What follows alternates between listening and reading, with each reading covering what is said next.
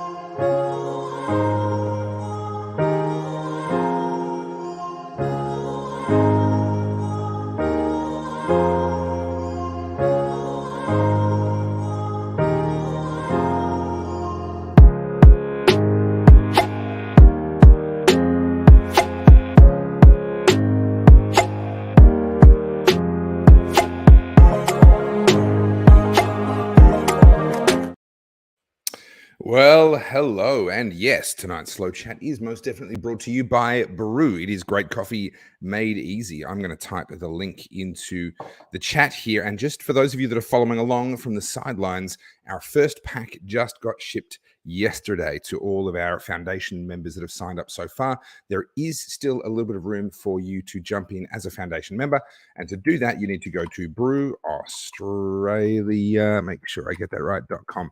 All right, so that link is going to show up wherever you are watching. brewaustralia.com. Go and sign up, become a foundation member. It is a subscription coffee service. You make the coffee exactly like what you saw in that intro there. That was me actually making a real coffee that I actually drank a couple of weeks ago and videoed it for the purposes of the intro. So make sure you do that. And jump in while you can at the foundation member price, because once foundation memberships close, and they will be closing by the end of this month, if not before, depending on how quickly they sell out, but certainly before the end of this month, we will be closing the foundation memberships. So if you want 10% off and free delivery for the first year, which is worth about $15 a month. That's because they're quite heavy packets. It's over 0.5 kilo per packet. So shipping's pretty expensive. So if you want free shipping, go to that link and get that right now. To Helium, thank you very much. I appreciate the feedback.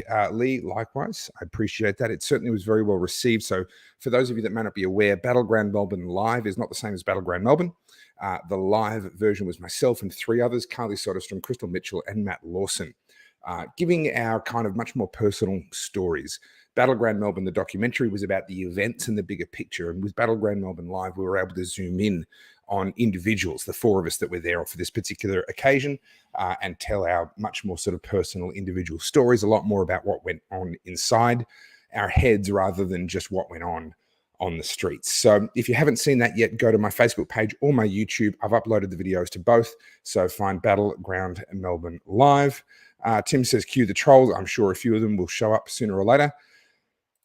Tim says, g'day, Stuart and Aaron. I haven't seen Aaron yet. Maybe he's a bit further down in the comments somewhere. But Aaron, if you're there, g'day to you too. Ethan, I actually haven't seen that. You'll have to fill me in. Morgan Jonas encounter with Daniel Andrews. I haven't seen it. Cameron, that's very kind. Thank you. Okay.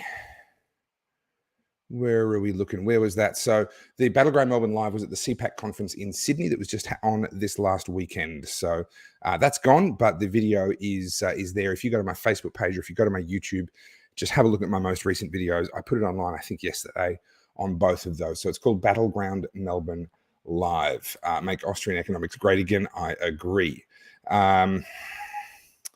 Yeah, this was funny. Melissa says, I'm not sure what I enjoyed more, watching CPAC, Battleground Melbourne Live, or the Liberal panel being roasted by the audience after you. Can a party be any more tone deaf?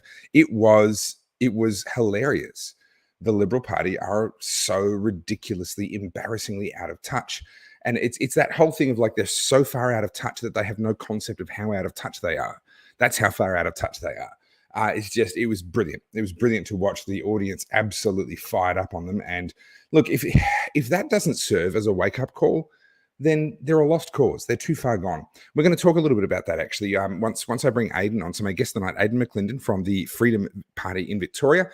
He's just having some technical challenges at the moment, so I hope that he'll pop in any minute now. But we're going to discuss things like change it from the inside. You know, this idea of maybe the Liberal Party can be saved, well, based on their performance at CPAC. I'm not so sure they can. Mant XS says, love the live. Thank you. Thank you. Kim, Facebook or YouTube's best place to see it. Thank you, Eli. I appreciate that. Sonny, again, thank you. Yeah, look, this whole nonsense with Essendon is really interesting. And, you know, at some point, Daniel Andrews is going to have pissed off enough people that he's going to end up putting himself in a position like what Jeff Kennett was in 1999. For those of you that were in Victoria 25 odd years ago, 23 years ago, you may remember Jeff Kennett was going for his third election, same as what Daniel Andrews is going for, and everyone thought that he was going to win. Jeff Kennett had stood up to the unions. He'd made a bit of a mess in some respects in terms of like he'd really pissed off a lot of people, but actually fundamentally what he had done and the reforms that he did were actually really good. And so a lot of people just thought, well, the economy is good, everything's going well, everyone's going to be happy, everyone's going to vote for him. And then they didn't. All right, I've just had an update from Aidan. He says he just needs one more minute. Looks like he's good to go. So he'll pop in just a sec. So then in 1999, Jeff Kennett lost an election that everyone thought he was going to win. Not because there was some massive anti-Jeff Kennett sentiment, but just because enough people just went, I'm a bit sick of him. You know, I'm just a bit sick of him. And my hope is that with stuff like what's just happened with Essendon, we've just added a couple of 100,000 more Victorians, whether they're Catholics or whether they're, you know, Christians of various stripes, or just people who think that, you know, people should be allowed to have their own beliefs. They don't have to be religious themselves. There's another couple of 100,000 people, hopefully, who are just kind of like, I don't like that. That's yuck. That shouldn't be happening. And maybe as he's just pissed off so many different groups, maybe we're going to see that happen here in Victoria. I don't know. Anyway. Lib's getting roasted would have brought back memories of that speech I once gave them. Yes, that was just to a party branch meeting of the Victorian Liberals up in Dandenong. That wasn't a big audience that time, but I certainly had a lot of fun with them. The Liberal problem is complacency. They've gotten away with their drift to the left twice. Probably a good thing. It wasn't third time lucky, or they want third time lucky. Not quite sure. We need to spread the word on preferential voting before the last month of the election. Look, the way voting works is really, really, really, really different in Victoria to how it worked in the federal election. And we're going to talk about that tonight with Aidan. I can see that Aidan's just dropped in, but unfortunately, I'm not seeing him. I'll show you what I'm seeing. I'm seeing that. Please run Camera Hub to use Elgato Virtual Camera. So I'm sure that Aidan is working on fixing that problem right now.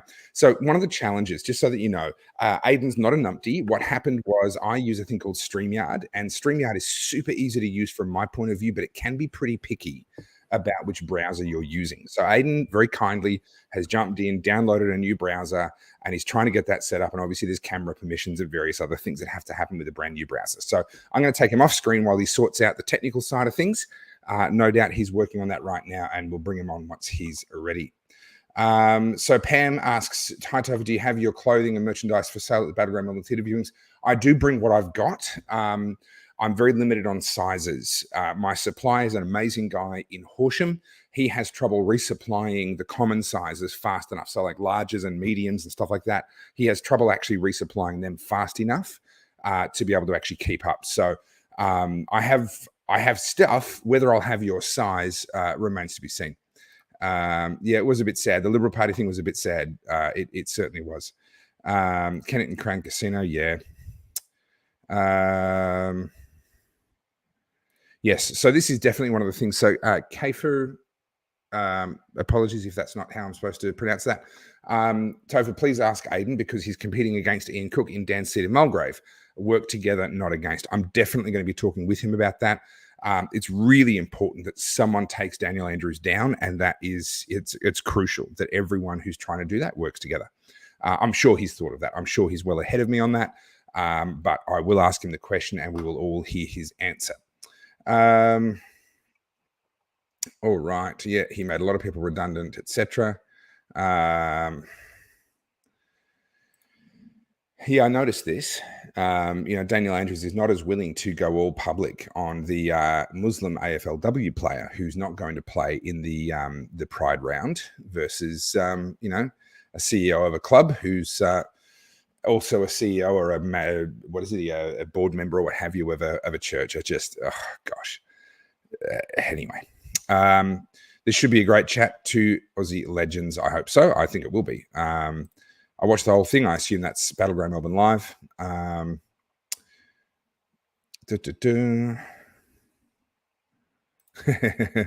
Catholic and an Essendon supporter, so I'm having a bad week. Also a Liberal Party member. You've really lined up the whole set there, haven't you, James? Ethan says, I have a best mate in your situation too, James. Looking forward to seeing you at Ballarat, as am I. So there's only 4 more Battleground Melbourne cinema showings booked in at the moment. We're in Warrnambool on the 12th. We're in Ballarat on the 13th. Then I am in Morwell on the 17th, and we've just locked in a showing in the Sun Theatre in Yarraville on the 19th, and that's a fundraiser for Catherine Cumming. Those of you that have seen the documentary, you'll know that Catherine Cumming appears in the documentary. So yeah, I'm assisting with a fundraiser for her. So that's where, if you want to see it in cinemas, you've got to show up to one of those 4. Go to topherfield.net/blog. I'll put this in now. Topherfield.net/blog. And that's where, at the very top blog post, pinned to the top of the post, you'll see the itinerary. You'll see the links to the remaining shows. Carolyn, good to see you watching. So Carolyn was in Battleground Melbourne as well. Was an absolute superstar. And Aidan's a good friend of mine. I can't wait for this chat. I'm looking forward to it too. But Aidan is currently battling his way through some technical issues. Still hasn't quite popped in yet. So hopefully he will find a solution to his technical woes in just a minute. I'm just going to send him a text just to check on his progress, because he's still sitting there. This is what he looks like to me, guys. Again, not his fault. He's had to download a new browser, and obviously that browser is having a hard time with permissions and stuff.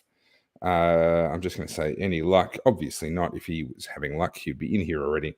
But need a hand, because I don't know if he can hear me even. So, all right. So before we get stuck into the chat with Aidan, let me tell you a little bit about a cloud hopper. So this is from a brand called Warped. This is the cloud hopper. Lovely little mid-sized stick. And I'm going to be enjoying this tonight. You may remember I moved inside to my inside set in the middle of winter. All good, ready. Okay, so Aidan, your camera is not showing. Is not showing. Jump out and back in. And I still have that other set up. But for tonight, I just thought, you know what? I feel like a cigar. Yeah, I'm going to have a cigar. And I'm also having some Dimple 15 to go with the cigar. So that should be good. All right. So, hey, here he is. All right, ladies and gentlemen, without further ado, I haven't even lit up my cigar yet, but I'll get to that in just a moment. Ladies and gentlemen, from the Freedom Party of Victoria, Aidan McLindon. How are you, mate? Yeah, good time for yourself. Sorry about all that, mate. You know how it is. Not your fault. You've done well to sort out all the technical gremlins. Now, this came about because we crossed paths at the Nigel Farage live event in Melbourne. And we saw each other. We had a quick chat because we've been disagreeing about something. Let's be upfront about what's happening tonight, shall we? You and I are having at least it's not on lockdowns, right? No, that's right. No, that's right. But you and I are having not a fundamental disagreement. We absolutely are aligned in what we want to achieve, but we're having a pretty strong tactical disagreement about the best way to achieve it. And you said to me, hey, rather than just having this conversation in private, maybe there's value in actually having this conversation in a forum where people can kind of see and understand the depth of thought that goes into the strategies, that you know, people aren't just flying by the seat of their pants, or at least most aren't. Like, You hold your views for very good reasons. You've thought this through, right? I hold my views for what I think are very good reasons. I've thought it through. So let's actually have this conversation in public, but for the second purpose of showing people that you can disagree with someone inside the tent, inside the movement, and you don't have to hate them as a result. Mate, at the end of this show, we're still brothers, Topher. Nothing changes. No, exactly right. Exactly right. And there's been... I've always been told that, it's like sport. At the end of the match, you got to shake hands. I mean, it's as simple as that. You get on the field, you do your thing. Yep. That wasn't a fun, by the way. And then, you shake hands, you buy each other a beer, and you get on with life. Yeah, get on with life. Absolutely. So, but what I realized as I was thinking about tonight, mate, is before we can go and have our argument, we actually have a bit of explaining to do, because it's the thing that we disagree on is a pretty arcane point, and you've got to know quite a lot about the Victorian electoral system for any of it to even make sense. Yeah. So can I throw you in the deep end while I light up my cigar? Can you have a crack at helping people? Because it's not like the federal election. I did the Marbles video all about the federal election, and I need to take that down because people assume that the same thing applies to the Victorian state election, and it doesn't. So can you help us out here? Yeah, for sure. And equally, with the put the majors last campaign, that doesn't actually relate to this election either, because putting the majors last, actually, you've got a whole heap of, like, even the Victorian socialists, et cetera, that are even worse than the majors, believe it or not. Correct, you said it. So the reality is, in the Victorian system, which is ultimately flawed at best, you do have this this paradigm where you can vote for one above the line. That's it. And nobody, unless they've gone to the VEC website 2 weeks prior, which happens to 0.01% of the population, which is probably the party members themselves, to see where their preferences are actually going, nobody generally has any idea where that preference is going. So what they're doing, you got the federal system over here. You do 1 to 6. You know where your 6 votes are going.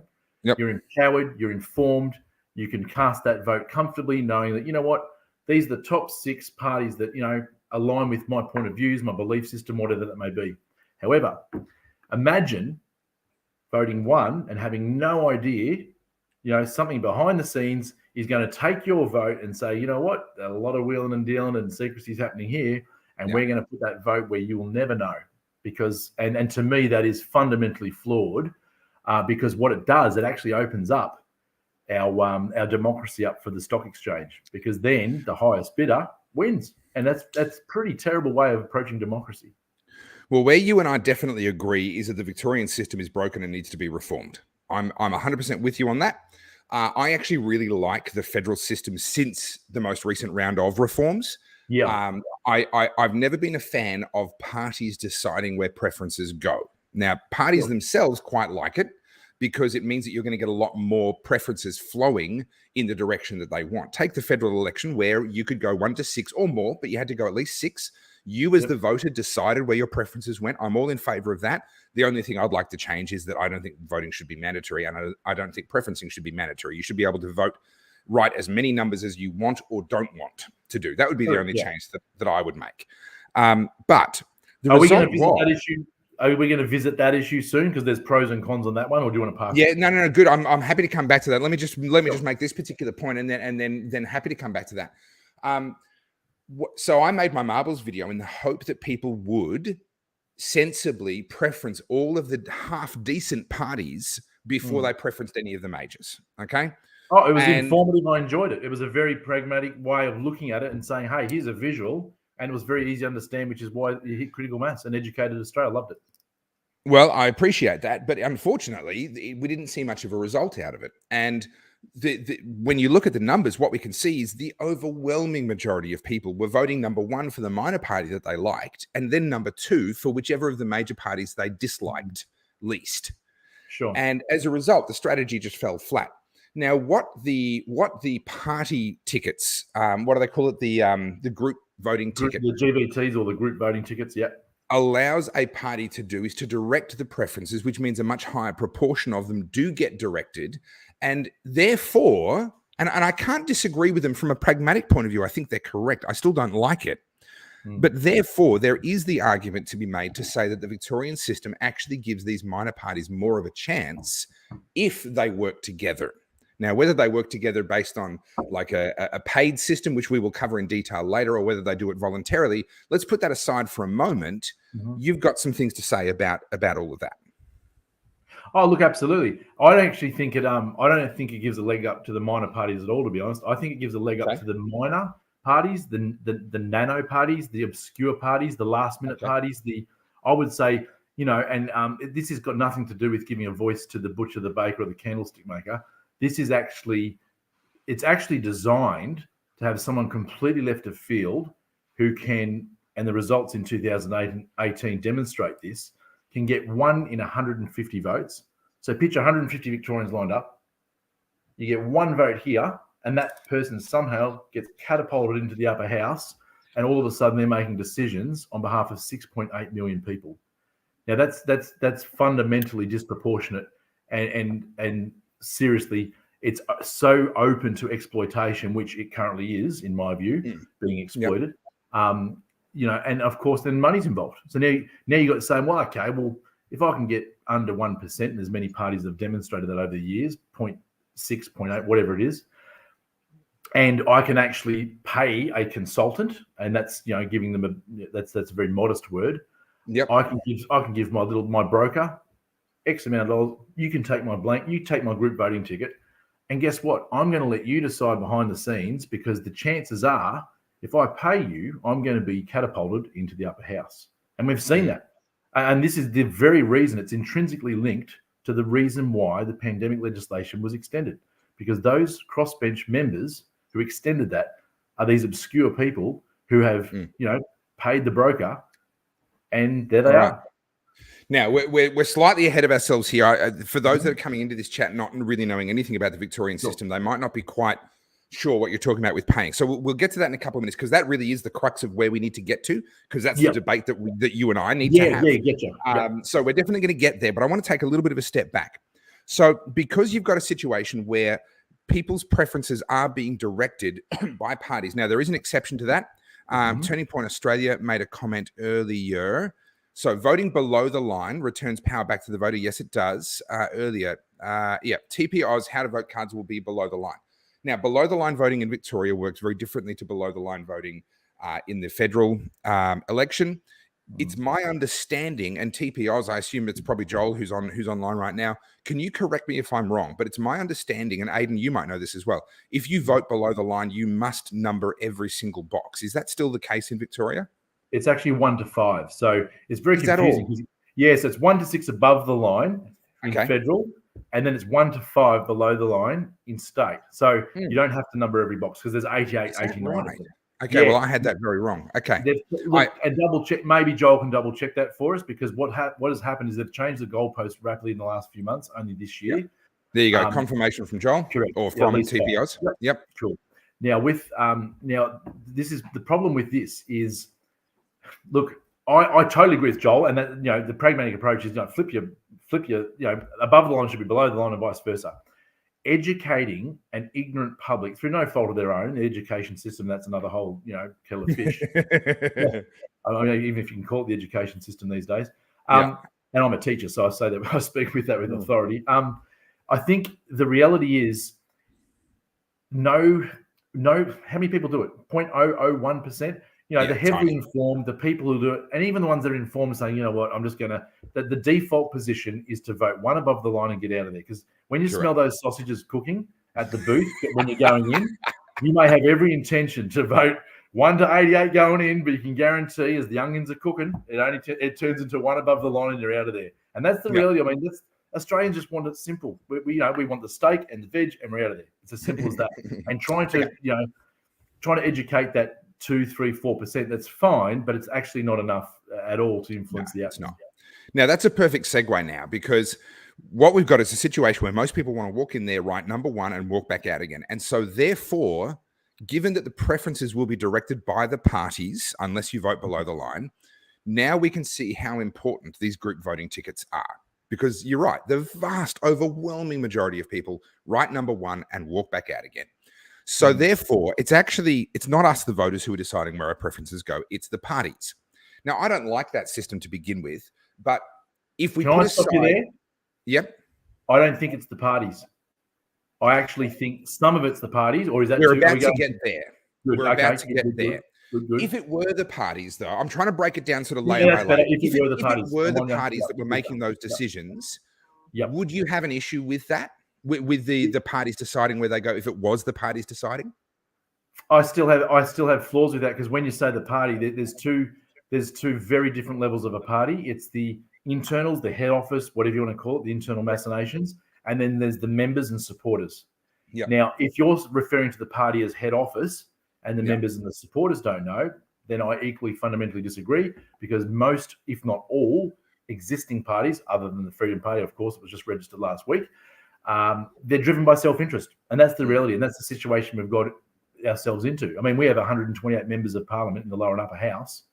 And honestly, Catherine Cumming, maybe you've got other people with principles but are heavily compromised, in their branding or their logo, hiding behind their Coke or Pepsi branding. Catherine Cumming's been there. She's done it. She's a rough diamond. She knows what she's doing. She ducks and weaves. Other than that, you've got 127 people who are heavily compromised because of self-interest. And that's the reality. I mean, it's as simple as that. So when you say, I get very worried when you say if it's up to the party, because I don't think they'll change anything. Some of these parties are driven by self-interest. They want bums on seats. They want staff in offices. They want taxpayers' money, filtering into their system. Or ultimately, they want their snout in the trough. It's as simple as that. And what we've got now, largely, is, maybe 120. You've got the snouts in the trough, and everyone, the other ones maybe have a snorkel. Let's just say, 6 have a snorkel, maybe 7. And then you've got Catherine Cummings, who's a unique soul, and, God bless her.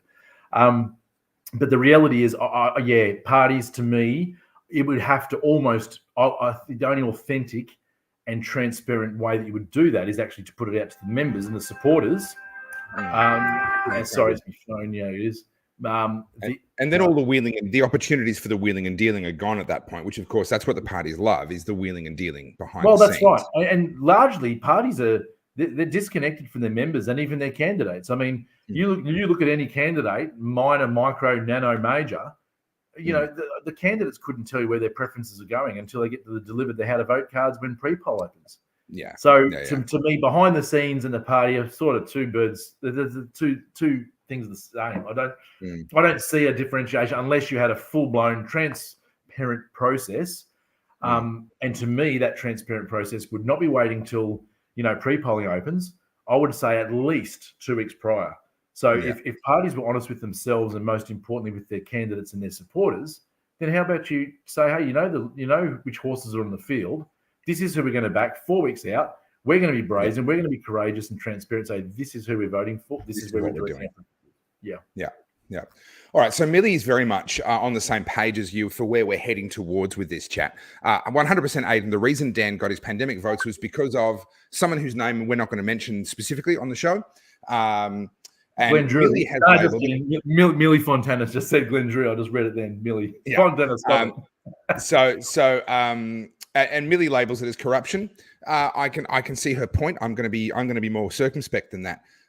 So what I'm trying to do is work through the layers, and I think we're in agreement that even if the parties, whatever that looked like, were making the decisions about where their preferences go, I'm still not comfortable, and it seems that you're still not comfortable with the idea that the parties are directing the preferences in the first place. Both you and I would rather see a situation like what Turning Point Australia has pointed out is the case in New South Wales, if I can find that comment. The superior voting system is in New South Wales, optional preferential voting. You can number 1 or more if you choose. To me, that seems to be the best possible. If we were reforming the current Victorian system, I would be gunning to reform it to that. Does that match where you would like to go? Well, absolutely. I mean, and as they say, democracy may not be perfect, but that's the best model we've got. And I think that would be certainly getting closer to home of where we should be. But more importantly, I mean, we've seen what COVID has done. It's demonstrated that we're not 6 states and 2 territories. We're 8 different countries. And we only realised that, we've been asleep at the wheel since 1901. The only reason, states were formed before Federation. Federation cuts a deal and said, righto, we're going to have this, we're going to have this country called Australia. It's like, well, yeah, but we're not going to relinquish our rights. Now, that's fine. They, our forefathers have, signed and sealed the deal. They've gone off to bed, wherever they may be now. And then all of a sudden, 2019 comes along. Surprise, surprise. Guess what your constitution is? The states actually, in many facets, have more power than the feds. And and this is where I think, and this is another debate for another night, I think this is where we need to revisit the Constitution. I think it really was only written for its first 50 years and needed a serious review. But that's another debate for another night. I'm very hesitant to touch the Constitution at all because we've proven that we can't even follow the one we've got. So let's. Well, that's true. But do we have a Constitution is the question. I mean, technically, the law's not worth the paper it's written on. That's a different question. I think what we can probably agree on is that it's become dead letter in many respects, where it isn't being honoured, it isn't being respected. And the analogy I give to people is blueprinting an engine. If you buy a secondhand car and you want to then do lots of work to the engine and make it perform better, the first thing you do is blueprint that engine, bring it back and make sure that everything's in spec, that nothing's wearing down, nothing's about to fail on you before you start adding power to the thing.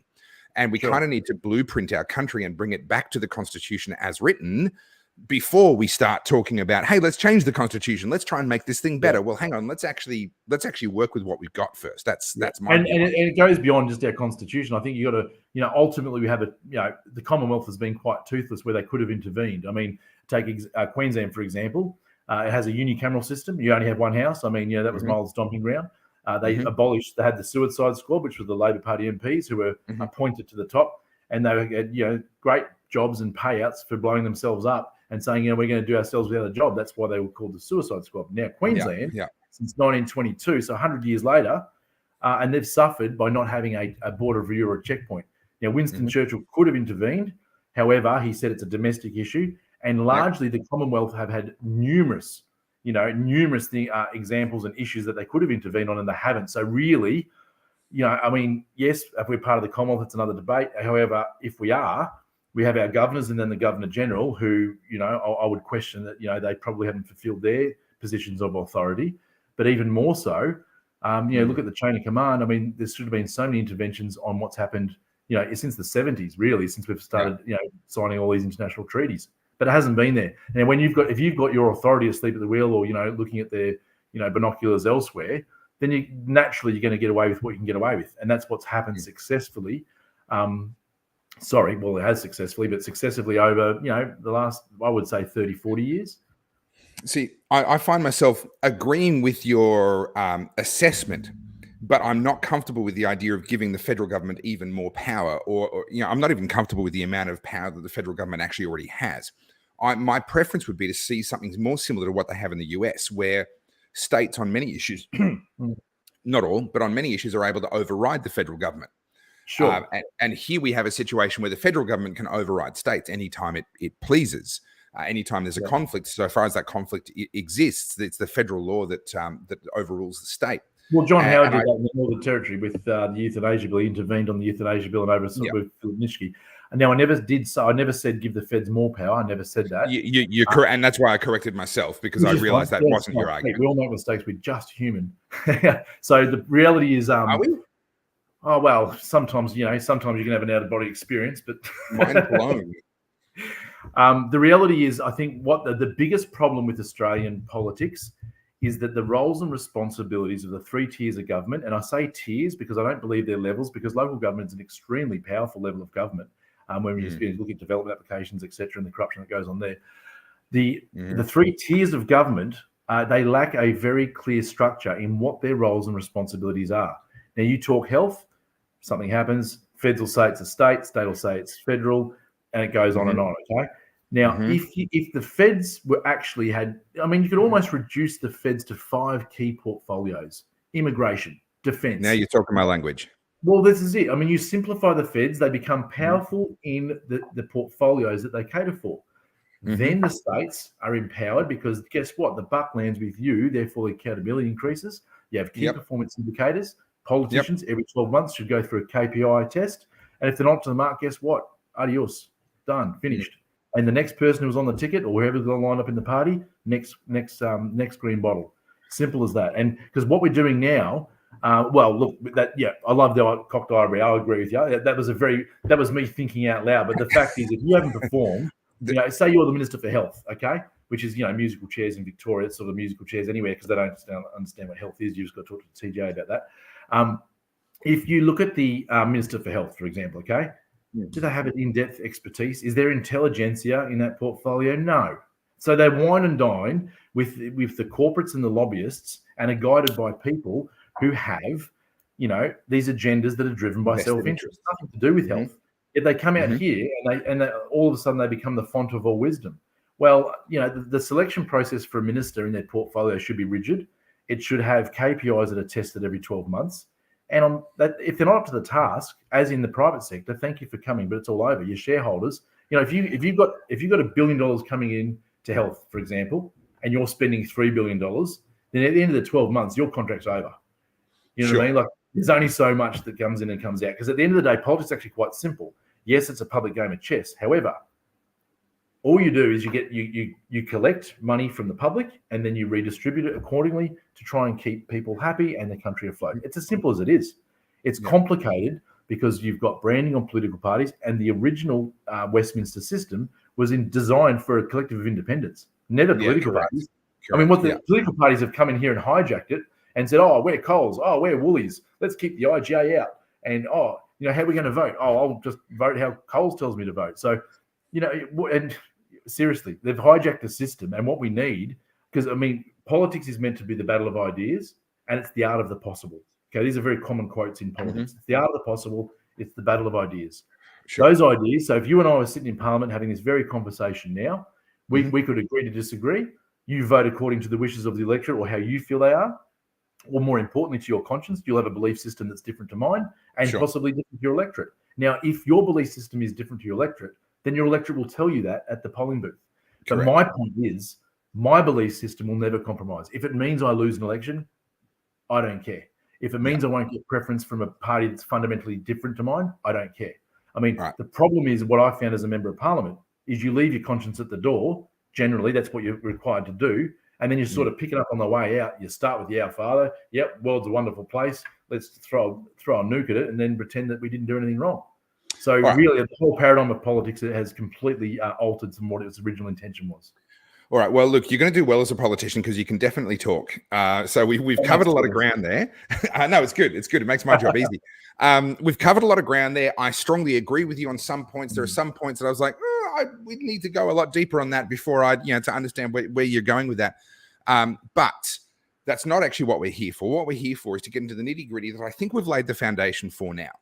So there is a thing in Victorian politics where there is a person who has somehow managed to put himself in a position where parties come to him and they pay a fee, and he takes all the parties that have paid him their fee, and he then sits down and figures out how to distribute the preferences in a way that essentially, from his point of view, keeps all of them happy so they come back to him next time and pay him the fee again, right? We can use a reference point. You're going to get sued. I'm happy to if you don't want to. Sure. Everyone knows he's Glenn Drury. May as well just say it because I don't want to operate in the secrecy and the shadows. Let's just say it as it is. We're Australian. Okay, cool. Glenn Drury. So this is our point of disagreement. You've taken, and the Freedom Party have taken a hardline stance. Not only are you not going to participate, but based on what I've read and based on what I understand, you're actually not going to work with the parties that are participating in that. I haven't quite finished sort of describing what it is that Glenn does. So Glenn takes, let's say there might be 10 different parties or what have you, however many have participated, they've all paid their fee. It's a sort of a pay to play scheme. And then he sits there and goes, right, okay, I'm going to make sure that your strongest candidate, which is in this particular upper house seat, has all the preferences going to them. But as a result, you're going to be down the bottom everywhere else. All right. So none of your other candidates have a chance. And I'm then going to give this party's candidate the best chance in this seat and that party's candidate the best chance in that seat. And he kind of sorts it all out with the aim of keeping everybody happy so they come back and do it again next time. That's kind of what he's trying. Now, these are my words. This is my assessment of what he's trying to do. Is that fair? Does that accurately reflect what you think Glenn's sort of scheme is? No, not at all. That's fine. When you say keeping everybody happy, you mean keeping his clients happy? Because he certainly doesn't keep everybody. When I say everybody, I'm talking about his clients, so that they come back and they spend their money again next election. There's two levels to that. When you say everybody, instantly I think 6.8 million Victorians. And then the next level is all the parties. So when you say everybody, I would say it's a very niche market of Victorian socialists, all the rabid lefties, the micros that would never get in there otherwise if they didn't have this structure in place. And that's predominantly his biggest clientele. Now, when he does this, and look, he's operating within flawed legislation conveniently, okay? So we can't, you can't it's completely unethical. But I mean, I think you would agree with that. To my knowledge, there's nothing illegal about what he's doing. He's doing it in the open, and he hasn't been charged with anything. Ethics is a different question. To my knowledge, there's nothing illegal. Now, on that point, it's interesting because just because it's legal doesn't mean it's ethical. There's many examples of that. Good people break bad laws. I don't regard law as a good measure of ethics at all. Correct. In fact, I should be wearing that shirt. People break bad laws. You should be wearing the slippery suit from Spring Street, and I should be wearing that one. But anyway, we can do that another night. The reality is, Glenn is operating Glenn Drury as Millie Fontana. What a champion! She just named him straight in there, and now he's in the boxing ring as he ought to be. Tell you what, he's lucky 6.8 million people aren't lining up. What he's doing is operating a very flawed system. But you're talking about somebody who actually doesn't have a belief system, and he's quite open about that. That's fine. I could care less if someone believes in God or someone believes in a jumping green frog, or they're an atheist. That's not my business. That's theirs. But if they put that into the public arena, then I can make a judgment. I will not judge anybody, but I can make a judgment. Now, when somebody who has all these people in his hand, because all of a sudden he becomes the power broker on the stock exchange, who doesn't have a belief system, he's openly atheist, and that's fine. That's his choice. Then naturally, his inclinations are not going to favour people with a belief system. And that is what has happened, and that's what's demonstrated time and time again in the 2018 election, 2014 election. I mean, you've only got to look at the group voting tickets from where they go, and the voters get deceived because he's going, okay, for example, here we go. There's a party that says I stand up for family values, and you get all these people, family values, yeah, absolutely. And you get the tradie coming in, yeah, I got 2 kids, yeah, family values, that'll do for me. They tick the one, then it goes in the background, and all of a sudden it goes to the Victorian Socialists, or the Reason Party, or the Animal Justice Party, or, dare I say it, the Labor Party. Now, this is what's happened. Glenn Drury has time and time again proved himself that the majority of the deals that he makes for his clients actually go to those very people. Now, if those people who put one above the line, from what they thought the philosophies and the ideologies and what they believed in, if they knew that was instantly then, like I said, come across and then dumped to the diabolically opposite, they would be horrified. Now, if they knew that, this system would have collapsed years and years ago, but nobody has had the gumption or the courage or the backbone, the tenacity, the relentlessness, and there's a lot more adjectives to follow that, to actually take this on. And this is why I've joined Morgan. I mean, I met Morgan 12 months ago, and he's relentless. He's like, yeah, bang, let's do it. Is the system flawed? Yep, bang, let's change it. This isn't an elephant in the room. The room is the elephant. The elephant's so darn big that there is no room. So you and I both agree that this system needs to be changed. Okay, we agree on that point. Yeah. What I would ask though, or what I would say in reply to what you've said is, I don't think that Glenn is necessary, and I don't know Glenn personally, by the way. I've never met him to my knowledge. I don't have a dog in this fight. Well, you should have. He's a Liberal Democrat. He works for David Lingbritt. You should have. Yeah, sure. There's lots of Liberal Democrats I haven't met. I don't know. Maybe. I agree, but if he's the puppet master, and if you haven't met him, then I'd be very concerned about the party echelons. But anyway, that's your issue. No, that's I disagree. But let me say this. If he has, in fact, and I haven't looked at the data, but I'll accept your argument that his deals have tended to favor these sort of rabid left-wing parties. Would that not be because there are more of them? And so if the preponderance of his clients are left-wing, then as he's giving each client their one sort of moment to shine, more of them are going to go to those left-wing parties. Look, you know what? I would love to agree with that statement. But clearly, whether you've done your research or forgotten or haven't done the research, if you look at the Lib Dems, sorry, I shouldn't say Lib Dems, I mean Glenn Drury, all two are the same. What's happened is, if you look at the preference flow of, say, the Democratic Labor Party, the DLP? Yeah. Old school Labor, basically. The schism back in 1955. Yeah, no, I like him. Bernie Finn's running with them now. Yeah, Bernie, good old Bernie's a bull at a gate, depending on where the red flag is, whatever. He is what he is. Yeah. Bernie's Bernie. The problem is this. Glenn Drury has had every opportunity to embrace parties like this, but instead he's put people like the Reason Party above them. So he has had those options. So I don't buy the argument that, but they're all lefties, so we're dealing with the lefties. Nah, not at all. The 2018 group voting ticket, had a smorgasbord of people right, including the Liberals. Okay, now you would hopefully think that the Liberals are a little bit less left than Labor, or even that's debatable these days. Sadly, yes. But you look at it, and it's like he's had every opportunity. Glenn doesn't have a reference point, a belief system, or a left and right wing. He could care less. To him, it's a business transaction. This is not relational. This isn't philosophical. It's not ideological. Yeah. No, not at all. Now, my big concern is that when he's got a payment structure in place, he's employed by the Liberal Democrats in a taxpayer-funded role, doesn't reside in the state, and I think the public know that he's on his yacht in Darlinghurst in Sydney, whatever he does. That's fine. That's each to his own. Now, if that happens, I would have some serious reservations as a candidate or as a member or as even a volunteer to say, well, what is actually going on here? And I would want to, and like you're an independent journalist, in-depth research, and you want to know your facts before you go in and associate yourself with someone. Sure. I mean, that's what you do. You don't walk down the aisle, without at least having a couple of dates. Right. And now, so when you walk down that aisle, if you haven't asked the necessary questions, then the fault probably doesn't lie with the top echelons probably does to a degree, but more important for that person. So where I'm saying now, I would say that, and we put a petition up in the Parliament actually to abolish it, to criminalise, to actually make the cash for preferences, any cash goods or services for preferences, should be criminalised with up to a $400,000 fine.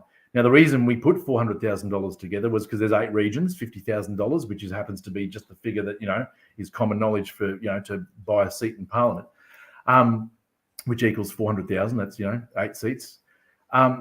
It wasn't retrospective. So this is not to say, put Glenn in jail. This is to say, hang on, Glenn is exploiting a flawed system and it needs to end. And from here on, it will end. And if someone tries to exploit it accordingly, then there's penalties that go with that. Now, that to me is a definitive point where we need to protect democracy. Now, some people say, but this is the system, it's flawed, we've got to work within it. Yeah, well, that's sort of like saying that, the police are arresting people illegally, and that's okay because that's the sort of life we're living in. Let's come back to that, because that's where I want to get to. But John's got what I think is a fairly interesting counterpoint here that I'd like to hear your response to. The major parties have paid staff on high salaries. They're getting, forget $50,000, they're getting potentially a couple $100,000 a year. And their job is to negotiate preferences. I don't understand how minor parties paying a consultant to assist is highly unethical. I tend to resonate with John's point here. Well, John has a very good point. And his point is that the major parties are equally unethical. I mean, let me reread it. John Stewart says the major parties have paid staff on high salaries to negotiate preferences. Is that right or wrong? To me, that's wrong. I don't understand. Hang on. No. I'm going to push back on that. If we have the system that we have, and we do, where we have group voting tickets, then the negotiation of preferences between parties is a pretty big deal. It's a pretty important thing. You're going to have paid staff doing that. How else are you going to do that? They're not allowed to do that in office hours under legislation currently. So if you're talking about external consultants or staff volunteering in their own time, that's a very different story. No, but these would be party paid, not taxpayer funded. These would be senior members of the party itself who on party time are making these exact negotiations and are paid big money to do so. I don't understand what we're talking about money. Whether they're paid or not is irrelevant. It's whether or not their belief system lines up to the people they're preferencing. Therein lies the argument. Whether they got paid staff, whether it's, I could care less if it's Donald Trump himself negotiating preferences. You would hope that they're doing it on a belief system scale. So it's relational. It's not transactional. It's not money, and it's not money. It's morals. So all these little curveballs and red herrings of but they're paid staff and they're negotiating preferences. Well, that doesn't mean anything. It's white noise.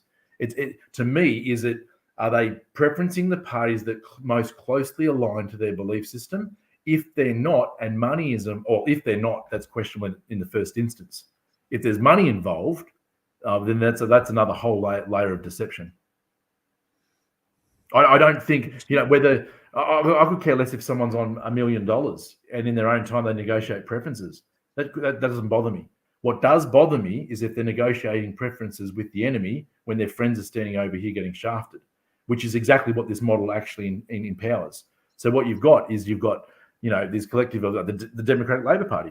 I mean, they've got some good bread and butter issues that resonated with people when the old Catholics started the unions, and really they're old school Labor, right? And what they why would all of a sudden, the Liberal Democrats, and this isn't, targeted at anybody, but the 2018 group voting ticket is prepared to put like the Sex Party or the Reason Party, whatever it's called at the day, above the DLP. Now, to me, that's fundamentally wrong, because what you're doing is, sorry, when I say you're it's like Mr. Speech, it's not good. Yeah. What's actually happening in here, then there's a transaction taking place that is massively, massively questionable, because all of a sudden it's not about you. If any party is willing to harvest votes from their supporters saying, hey, we support the color blue, and then all of a sudden behind the scenes, all those blue votes went straight to green. How is that? I mean, how is that right? I mean, this is why we need transparency 4 weeks out from the election, so that you can say, you know what, we support the blue, and then there's different shades of blue right behind them. Then it starts changing to green, and then it gets to black. But right now, what we've got is blue goes to black. Thanks for the money. And it's pretty wrong. Yeah, I'm not sure that I can agree with that. And Jordan kind of put words to my own thoughts. The Reason Party has a lot of principles that strongly align with libertarian ideals on many fronts. Now, they also are misaligned on many fronts. But it's not an entirely unreasonable matchup, to say, well, let's send our preferences to a party that also supports the decriminalization of and has views similar to the. I mean, there is no party identical to the Liberal Democrats. There's no party identical to Freedom Victoria. There isn't an identical party. Well, that's the reason we exist. So you hope there was a point of difference, yeah? Yeah, correct. So inevitably, those preferences are going to go to parties that have some fundamental differences. If they weren't, they'd be in the same party. So I understand. I'm confused on the libertarian statement you just made. So you can flick a. Is this G-rated? Are we allowed to speak freely, or how does it work? Yeah, you can speak freely. Yeah. Okay. So we have the COVID mask. You got girls getting choked in the street by police. Okay, and then meanwhile you've got the Reason Party that apparently you can just for the exchange of goods and services, you can go and have sex with a stranger at their household anywhere, but you can't get COVID. Now, to me, that's laissez-faire libertarianism, and that's basically says do whatever you want, but just don't hurt anybody. So every house can become a brothel. You can't catch COVID apparently, but a young girl walking down the street to get the necessaries without a mask, who had a medical exemption or otherwise, who is irrelevant. How does that work? Sure, but then let me challenge you with this. There was no party outside of the Liberal Democrats and Catherine Cumming as an independent who was actually opposed to women being choked on the street by the cops. No one else, not a single other elected member. Sorry, there are other parties that did speak out, but they're not with elected members. There were no other elected members for any parties that spoke out against that at all. So on that basis, you can't choose anyone for your preferences. Okay, but what about by your line of reasoning?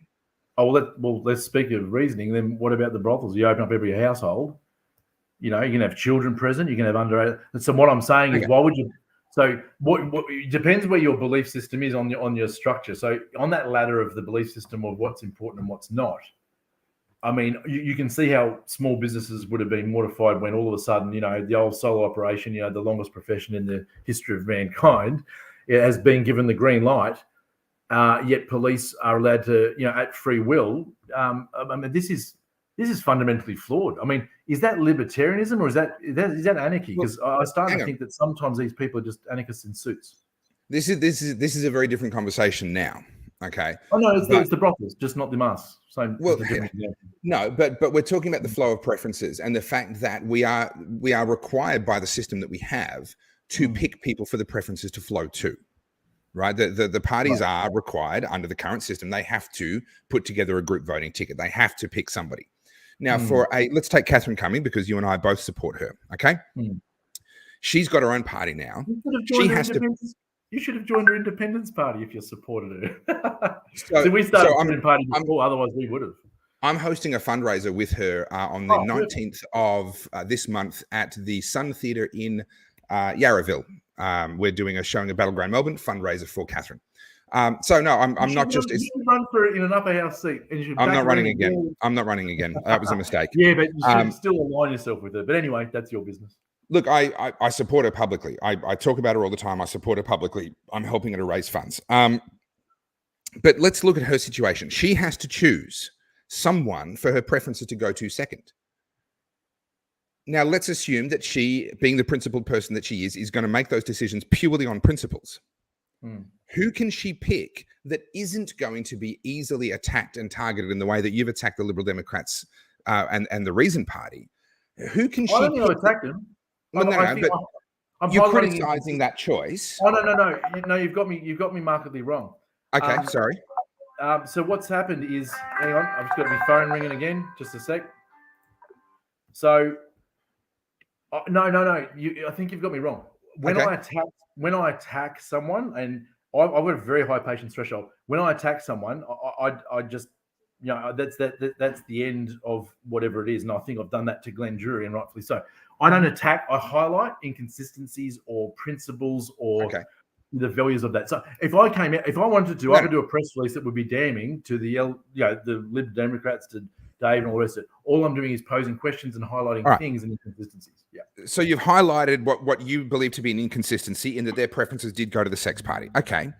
Who can Catherine Cumming choose to be second, third, fourth, and fifth on her group voting ticket that wouldn't also open her up to the same criticism? Well, easy. That's an easy question. It's Freedom Party would obviously be number 2. Number 3 would probably be somewhere between the Democratic Labor Party. You look at, say, as I said before, if Catherine believes in these 3 colours, then the next party that's promoting those 3 colours or the closest to becomes next. So it's actually quite an easy model if you've got a conscience or a reference point. So you don't have to worry about, I hate the left and right, Sure. I hate the left and right. I think there's a right and wrong. And I've always said, my maiden speech in 2009 was that, I don't believe in a left wing or a right wing. It takes 2 wings to fly the bird to save it going around in directions, to save it going around in circles. Now, so for me, how they have those checklists, so, all the different social and economic issues, and they say, they're the scoreboard, right? Now, every party should just have a scoreboard. But what they're not looking at the scoreboard of what other parties stand for or what they stand against for. They're purely looking at numbers. Now, once you just look at numbers, and for those of the Christian belief system, they would understand that the 30 pieces of silver sort of didn't end up too well. So what I'm saying is, when you get those 30 pieces of silver involved, then the principles, the reference point sort of goes out the window because people are compromised, and money changes humans, and we've seen that. And now we've got a crossbench that's willing to lock 6.8 million people down. Why? Because Glenn Drury has done some deals, because Glenn couldn't care less. He's sitting on his boat in Sydney. So I'm looking at it, I'm thinking, he's cleaned up his 400,000, whatever it is. It's a ridiculous amount of money.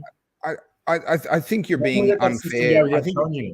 I think you're being unfair to the people who have involved themselves in that process. Now, we will get to the very specific question of how to improve the system that we've got, and whether the best way is to participate with a very flawed system or not. And we'll get to that in a sec. But I want to raise this point here now, John. Full disclosure, John is actually the founder of the Liberal Democratic Party, so he's obviously got a particular viewpoint in this particular conversation. But he makes the point that the actions of the Reason Party over the last 3 years happened after the last election. Obviously, it wasn't factored into previous negotiations. And I would add, the president, no. Sorry, is that John? I believe is resumed as the president, or was. I to be honest, I try and stay out of politics. Believe it or not, I try and stay out of the politics within political parties. I didn't realize. So you're not a member of the Lib Dems? I didn't realize. No, I am a member. I became a member only about a year ago. I thought you just said to me that you try to stay out of politics. Anyway, no. I became a member. So full disclosure for me, I became a member of the Liberal Democratic Party around about, I don't know, it was a year or so ago. I'd said to them, I support a lot of what you're on about, but for me, for as long as you have an explicit pro-abortion stance, then I'm sorry, that's I can't. You're right. Be a member of your party. They removed that and said that on the abortion issue, from now on, it would be a conscience vote for the members that had been elected. And at that point, I was willing to throw my hat in and give them that $80 or whatever and become a member. So, but what I mean is I try to stay out of the politics within. I didn't know whether you were or not. I didn't know. No, I am now. But if you have a look at my track record, even when I was running for the Liberal Democratic Party, I was drawing attention to UAP, One Nation, IMOP, the Australian Federation Party, etc., etc. Like I just want these guys and girls to win, not Labor, Liberal, Greens. Sure, but I don't think you should do that at the expense of your belief system. That's all. I don't know whether or not you've done your research into the Lib Dems in terms of the voting record, what they actually stand for, and probably some fundamentals that you would disagree with. But we can have another conversation about that. In terms of what John Humphreys just said, when we preferenced the Reason Party, we didn't know that they're going to lock us down again. Hey, fair point. So the fair point to that, and John as the president, who's just put his comment in the thing, is probably in a better position than anybody. He should be able to point blank say now, after what we've been through in Victoria, that the Liberal Democrats will in fact preference Liberal above Labor everywhere. I mean, how could you compromise on that? That's a pretty straightforward one. So my challenge to John now would be, can you unequivocally say that the Liberals will get a preference from the Liberal Democrats before the Labor Party? Simple. Well, John, you can choose to answer or not. That's entirely up to you. If you do provide an answer to that, then I'll put it up on the screen. Okay. Yeah, perfect. But you understand what I'm saying? Like, so I agree with what he's saying. Like, oh, they did terrible things that we were unaware of. So now I'm saying, okay, well, now that you are aware of them, and we have seen more, behind that, then surely, and I'm getting this response from parties, oh, we're not quite sure who's in the race. Well, we know Liberal and Labor's in the race. So parties should be able to pretty much say, well, yeah, guess what? We're actually on this occasion putting Liberal before Labor. And that's the question I pose. It's very in the lower house, it's between Liberal and Labor in almost every seat, right? Unfortunately, that's just how Australian I disagree. Okay. Would you like to give me I'll give you my prediction for the outcome on the 26th? Yeah, go for it. I'm going to predict that Labor will win 30 seats, potentially, and that's conservative. I think it'll be lower. I think Liberal will win somewhere between 38 and 40, and then the undecided on the night will be somewhere between 18 and 20. You reckon there's going to be 18 to 20 lower house seats going to someone other than Labor and Liberal? Correct. That's bold, if I may say. Well, it's not as bold as history's told us before. I mean, if you look at 2012 in Queensland, and yes, you might say Queensland's different to Victoria, but we're still Australians, right? Sure. Yeah. I would say that Queensland are much more volatile. They're actually more politically educated. I mean, this is where you've got, and this may be symptomatic because it's not a bicameral system. When you don't have that upper house, then all of a sudden, the people become a lot more volatile because, it turns into a system where the winner takes all. So if you look at what happened, and I started the Queensland Party, I don't think that's a secret to anybody. I was, and one of our things was that, the conscience vote should be protected. Now, if people cross the floor, there's no reason to kick them out of the party. That's ridiculous. And that's where I think the Labor Party died on the whole marriage issue. They said, well, that's it. You're either with us or against us, whatever. There was no room for movement. So I think the Labor Party died with Bob Hawke, to be honest. And I think the Liberal Party died with John Howard, but that's another discussion for another night. I don't disagree with either of those statements. Yeah. So I think that the reality is, when you look at what has been happening in politics, you can't but help think, okay, that the two-party system is dead. I mean, we have a prime minister now on 32%, so 68% didn't vote for him. It's the one you least like. So what happened in Queensland in 2012, for people that followed, or they can research it, is the Bligh government, who started selling privatisation, they started selling assets. They had 51 seats in the parliament. Now, then we came along, Queensland Party merged with Katter's Australian Party. That was an interesting discussion. Sorry, that's the cuckoo clock going at the time. I love my old school clocks. I'm pretty sure you would too. I think you're a bit nostalgic on some fronts. yeah, definitely. So what happened is that, polling closed at 6 p.m. By midnight, they had 7 seats left. And the going joke was that the Labor Party could fit in a Tarago. Now, this is unprecedented. This has never happened in Australian politics before. We are entering, I believe we're entering. So when the Labor Party can go from 51 seats to 7, I mean, you're talking about 44 seats demolished before midnight. Okay? Sure. And now that paradigm, people might say, oh, yeah, but Campbell Newman was extremely popular. Well, he was popular, but he wasn't that popular. He was a good alternative. And speaking about the Westminster system, he ran from the outside as the Lord Mayor of Brisbane. He wasn't even in the Parliament. So you can actually cut and paste someone from outside the Parliament with a profile, which just sort of goes to show that our Westminster system is pretty shot. But also, I don't mind Campbell Newman, I get along with them, so there's no hard feelings there. Sure. I was close to Ben Myers, his chief of staff, etc.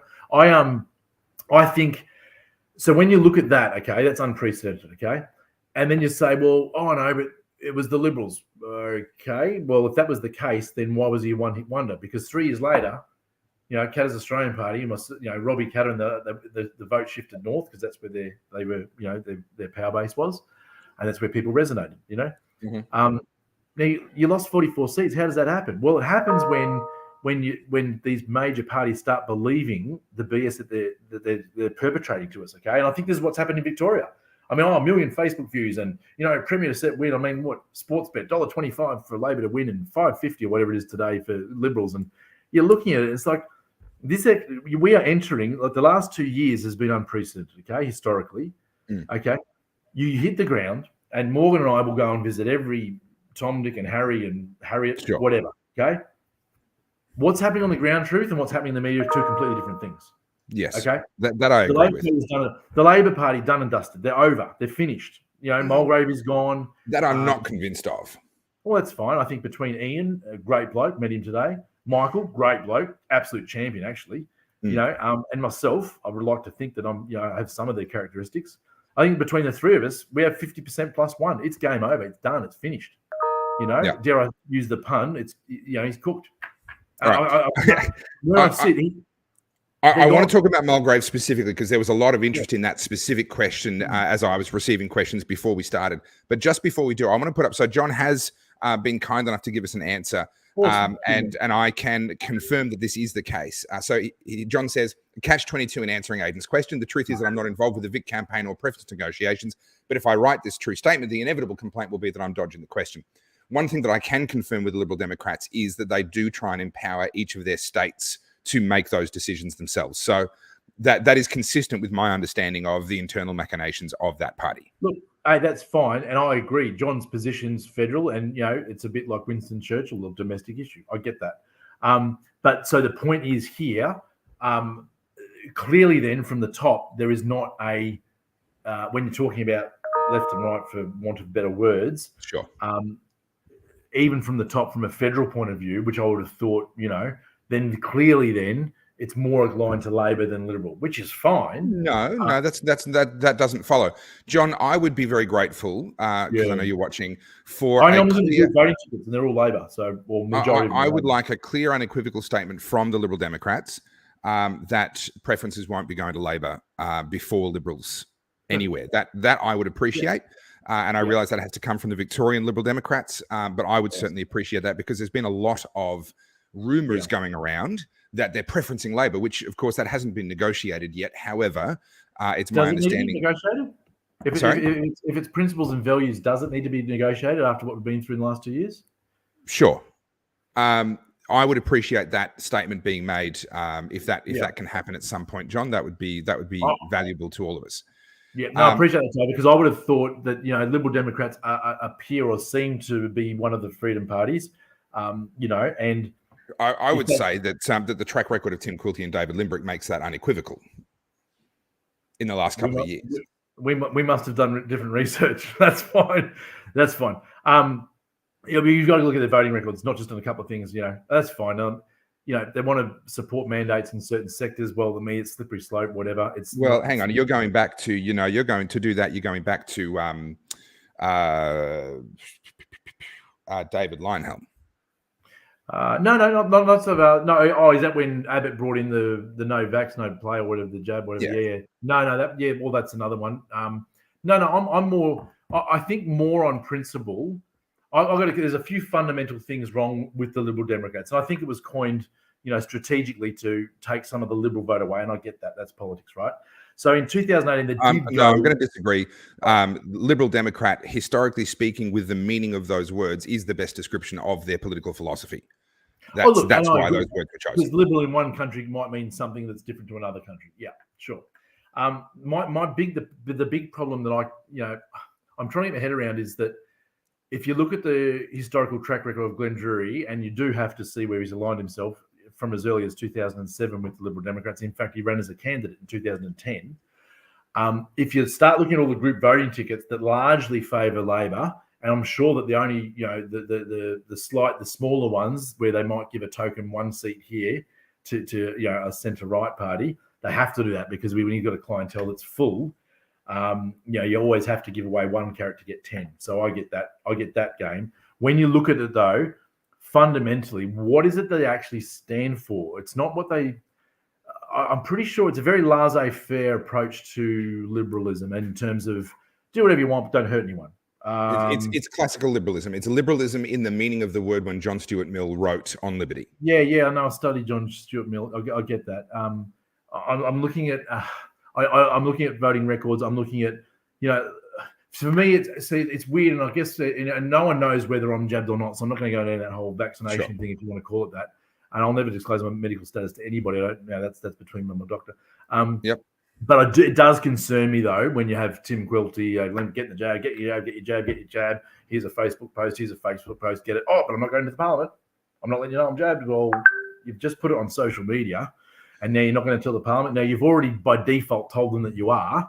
So is that a bit grandstanding? Because ultimately you've just done an action. Say, you know what, mandates are flying out. You might support teachers' health. I mean, the 1,200 teachers were terminated I oversaw the Melbourne Southern region for Catholic schools, and all I did simply in my role, and I was working from home like most people, was stand up for the teachers. One was a pregnant lady who said she didn't want constituents in her body because she's in her third trimester. Pretty reasonable approach. But guess what? She goes to work, bang, terminated. So then I'm going, hey, hierarchy, what's going on? Yeah. But when you've got the Quilties and the Limbricks running around encouraging everybody, it's like, well, guess what? 1,200 people just got terminated. And sorry, but you're sort of complicit in that. But then you try and get to the front door of Parliament and say, oh, but you know what? I've got a sore arm. I'm triple jabbed, but I'm not showing you my papers. Come on. So Jordan's correct here, and this was going to be my reply anyway. It's entirely consistent to make an individual choice, but then advocate for the rights of others to make their own choice without being mandated. I'm personally very conservative. I would not choose to take drugs, but I will advocate for the decriminalization of drugs because I think the war on drugs has been a total failure. So what I would advocate, the Portuguese model is a great model on that one, but that's another debate for another night. But if someone was to ask me, I'm thinking about experimenting with MDMA and speed and blah blah blah, I'd be like, you know what, you probably best not to sort of flirt with the edges of that because if you go too far in, it can have some really bad consequences. But at the same time, I can be having that conversation with them whilst I am at the same time in Parliament saying, hey, the war on drugs is a complete failure and we should stop criminalizing this stuff. I don't see a conflict there between their personal choices and being public about those. Yeah, no, I do, because if you actually study John Stuart Mill, I think you would agree with me, possibly not. Then your choice to take a drug of a particular description is no one's business. It's no one's photo shoot. It's no one's promotion. That's your choice. Now, equally, if you're going to get the jab, that's fine. But then you should equally turn around and say, you know what, whatever you do, research, inform yourself. Don't just take it because you're told to. But if you don't have that balancing equation, right? Now, that's exactly what they did. No, but when you get to the steps of Parliament after promoting something that's completely damaged society and turned neighbour against neighbour, okay, community has been divided, husbands, wives have separated, divorced, whatever. There's a whole range of things that have followed that. You can't, on one hand, promote something that you may well support or not or whatever, and then go to the Parliament doors and say, no, but I'm not showing you. Wouldn't you just not promote anything at all and no one should know your status? And you say, you know what, this is actually a personal choice. And the position should actually say, what's your position on vaccine? Personal choice. Like my position is pro-choice. Simple, right? Yeah. And I would never go out there and sort of, to me, the saying of actions speak louder than words. So if you're going to get one demographic and say, mandates for health workers and mandates for teachers, but that's it. Well, I'm sorry, but that's the beginning of a two-tiered society. I agree. I'm going to move the conversation on from this because I don't conflate their personal choices with their politics in the way that you do. We've both made our points, so we'll take the next step on here. I want to talk specifically about the seat of Mulgrave because this is one that everyone is watching. Pretty much everyone watching this live stream and everyone that's 5% of Australia. Just kidding. The people watching this and the thousands of people that are going to watch this in coming weeks are very, very invested in the idea that Daniel Andrews could possibly lose his seat. So the number one question that I got when I announced that I was having this slow chat with you is, please make Aidan tell you that he's going to work with Ian Cook and that you're all going to work together. So tell me about that. I mean, why wouldn't you? It doesn't make sense not to. I mean, the reality, it's funny because some people have, you get your trolls, whatever. It's the old Don King approach. I don't care if they love me or hate me as long as they tune in. But it's like, of course I'm going to work for the Ian Cook. I met him today. He had a great call. He's a good bloke. He's seriously, he's a great knockabout bloke. He's a good man. He's well reasoned. He's well measured. Of course I am. The funny thing is people say, oh, you're running against Ian Cook. It's like, well, hang on. I did a press conference back in, I don't know, late June, early July. I mean, it's like me turning around and say, oh, I can't believe Ian Cook's running against me. No, there's no such thing as, certain candidates having certain privileges because they went first. And, the uneducated public have a go. I mean, the funny thing is you could have 1,000 people running Mulgrave because this is how I see politics. A public game of chess, you're putting your resume, your CV out in the public.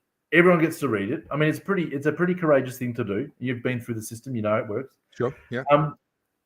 And then of course you need to work with these people. But the 128 seats, okay, the 88 seats in the lower and the 40 odd, well, the 40 seats, I could call them 40 odd because they probably are odd. 40 seats in the upper house, they're up for grabs. People, when that writ is issued, when that writ has gone to Government House, those jobs no longer exist. They are open slather. Sure. It's like a job vacancy when you go through the paper to say that, you know, someone needs to start in the fruit and veg shop at $20 an hour, you know, casual, whatever. Any single person can go for that. Nobody owns that seat. You know, Daniel himself, no one owns a seat. The more the merrier. It's a clean slate. Absolutely, I'm working with Ian. Absolutely, I'm working with Michael and other like-minded people.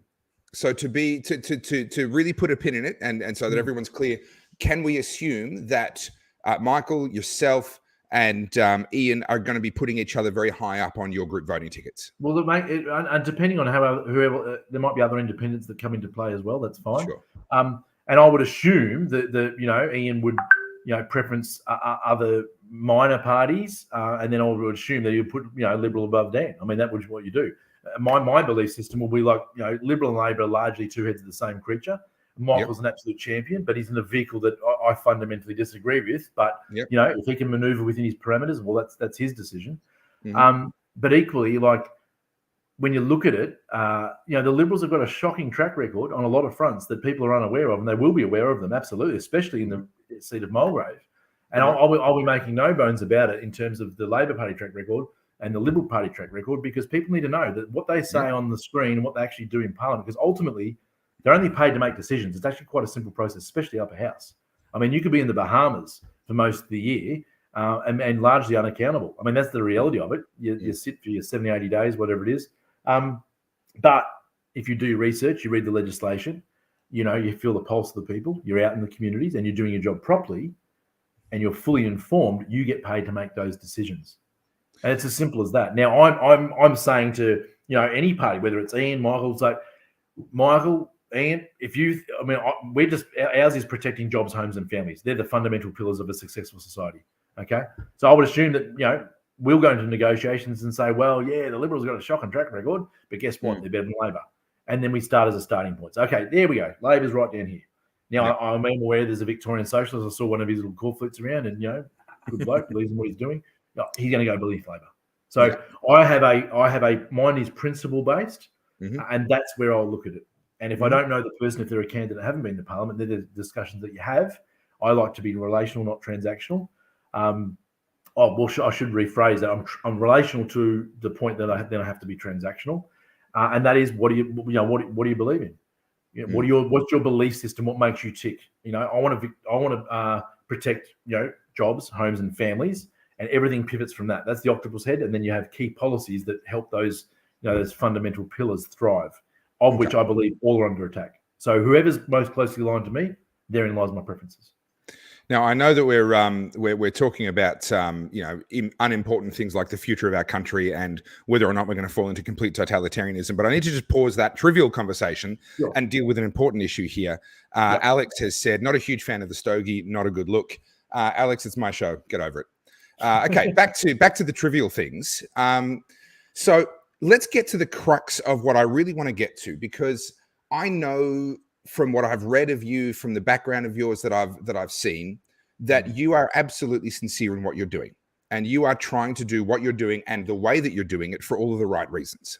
Yeah. I also know other people, and I know them well enough to know that they are also absolutely sincere, and that they're making their decisions on the basis of their belief that it's the best thing to do. Sure. And the question that comes up for me around this whole Glenn Drury pay to play type of thing is, you and I are agreed, we are in lockstep that the current system needs to be reformed. My question for you is, you've made the decision to essentially try and work outside of that system on principle and try and get elected anyway. I assume that you would agree that really the best path to actually improving the system would be to get elected and to try and actually change it from a position where you can do that. No? Okay. No. So what's your strategy? I totally disagree. Okay, you've only got to look at Mahatma Gandhi for that. You can be a massive force externally, Mahatma Gandhi, people will be familiar with the influence that he had and the power of one. Look at Mother Teresa. I mean, they weren't in the political system, but I mean, look at the billions of people that followed them, and you look at them and you think, okay, well, the political system is still one sort of little schism of how society works, okay? And that's largely because business has hijacked it, okay? So what I'm thinking is, yes, is it of benefit? Yeah, absolutely. Upper house, if you can have, good people in good places, then absolutely. Now, for us, we don't run away from the enemy at all. We run towards them. There's an analogy that I use, and in World War I, the German tanks, they were going towards the Japanese. Okay, then the Japanese had their horses, they had the samurai swords, their pistols. They were completely under resourced in compared. Germans become massive tanks. Two problems with the tanks: they couldn't reverse, and they only had a 45-degree pivot. Okay. So what did they do? Did the Japanese run away? No. You know what they said? They plotted. They said, we're going to run straight towards the tanks. And you know what they did? They dispersed. They ran straight towards the tanks. And, of course, it's like shooting flies. Okay? Yeah. And what are you going to do? A 2-kilometre radius, a 20-minute turn? No, it's all over. So what they do? Horses ran between the tanks. And, of course, they hopped on top of the tanks and depleted their enemy. Now, that just proves that you do not have to work in the system. Now, the system was there. Well, you got tanks, then you have to have tanks. Then we'll blow each other up and see who wins. What I'm doing, and I'm proud to say this, I'm nothing short of a wrecking ball, with a capital W. And okay. I could care less. A wrecking ball is a circuit breaker to a flawed system. Okay? Now, what that does, and I've been called a maverick, called all sorts of things over the years. I'll take it, whatever. I don't change who I am. You can call me whatever you want. Running straight towards the enemy. I'm not going to compromise. Keep your 30 pieces of silver. That's wrong. That's wrong. That system's wrong. I'm not going to operate in this system. I'm going to go straight for the kill. Now, the objective for us is not to win seats, although I dare say that will happen. Okay? That's a byproduct of what we're doing anyway. I just think in life, if you do the right thing, things work out. Like I've always said to people, people worry about I'm going to earn this. I want to earn this. I'm saving up for this. Just do what you love. If you do what you love, then it'll always work out. The money will come. It'll resonate. And what I'm saying here is same in politics. If you stick by your principles and you don't alter them and you don't wheel and deal with the grey, then your picture's going to be picture perfect at the end of it. And it might look messy and muddy and but this is the system and you have to. No, you actually don't. And I mean, I think we've got a few things in common. I was homeschooled, I was only for a year, but do we operate the system and say, you have to be schooled? Well, technically you don't. And I wasn't. I don't know how long for, but you weren't, whatever. And I was homeschooled for all but the first 4 years. Yeah, right. Okay. So, but the things that come from that, like you would have had experiences that no other students in the classroom would have had. So what I'm saying is there's a system and then there's people, and I think politics is largely broken into spectators and creators. Okay. Now I would like to think I'm a creator and there's a lot of people that spectate. They commentary, they follow this, they say that. But I'm thinking, hang on, have you actually been in the boxing ring? Because it's one thing to report on a boxer and it's one thing to put the gloves on and go in there. And that's why this is what we need to do. If we want to change the system, we don't work within it. We capitulate it by running straight towards it and imploding it. So I'm a big fan of the speech, The Man in the Arena. I'm trying to think of the name of the US president that gave that speech in France. He was in Paris, I believe. Roosevelt, I think it was. Not someone whose policies I necessarily love, but he absolutely nails that particular speech when he talks about, the person in the arena for all of their failures stands above the critic who yells from the sideline. So I'm with you on that particular point. Yeah.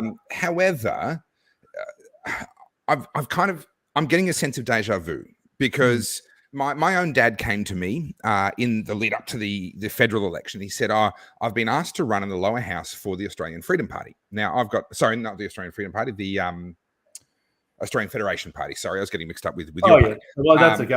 I helped the Federation Party set up in Victoria for 3 months. So and he says to me, I wanted to talk to you about that before I threw my hat in the ring. And I'm going to say to you the same thing that I said to my dad. And I bring my dad into it to bring the point. I'm not trying to be mean. This is literally what I said to my own family, because I've seen this over and over again. And I said to him, your primary vote will be a rounding error. That's what it's going to be. It's going to be a rounding error, right? You won't even hit 1% in your primary vote. That's what I said to him. you're wasting your time, you're wasting your money. And in my opinion, all of the effort that people put in backing you is going to be effort that isn't then going to parties that have the potential to garner a larger primary vote. Now, in theory, our preferential system should fix that problem. But in practice, what we saw at the federal election is that it doesn't. People would vote 1 for the AFP and then vote 2 for Liberal or Labor or whoever else it might have been. They weren't going through all of the freedom-friendly minor parties. I find it very difficult. I just feel like I've heard it all before. So my question to you then is, what are you doing that's different, that's going to lead to you getting a different outcome to so many of these other parties that I've seen come and go? It's a great question. I've been in this game for, look, I was going to say 27 years, but I spent 7 years teaching. So the best part of 2 decades of my life, I started when I was 15. And I've looked at it and I thought everywhere where I thought I had failures, I've actually done my strengths. When I look back at my life and my experience in politics, that's where I have said to, hang on, I thought that was a failure. But I love the quote that a failure is merely a detour to success. Okay. And when I look at it, I'm thinking, well, I got pre-selected at the age of 17. Now, you're not allowed to run, as you know, until you're at least 18 years old. So they had to have a secondary. I was up against 3, and they were high-profile people, well-known in their community, more importantly, in the political party, where the numbers are.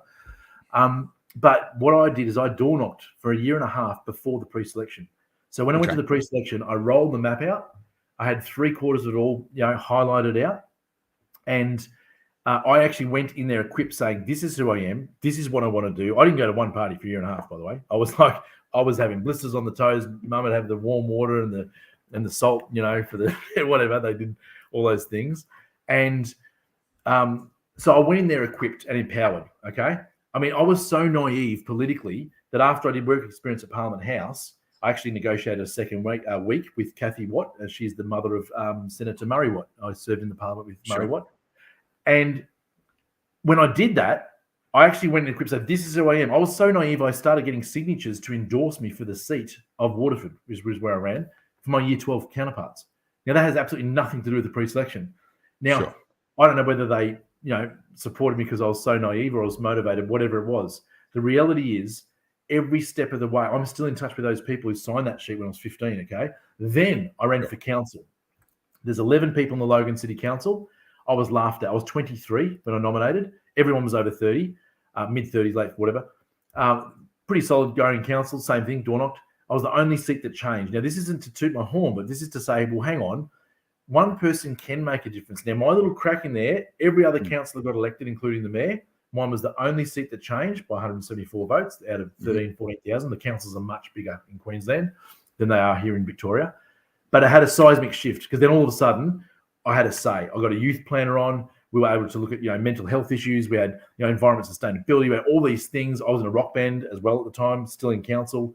I love the arts, the entertainment industry. Like, I just flourished. All of a sudden, I had a platform, okay? Then I helped merge the Libs and Nats together. I got into the state parliament. I was one of the 6, maybe I was the token guy. I've known Clive since 1996 when I joined the Liberal Party.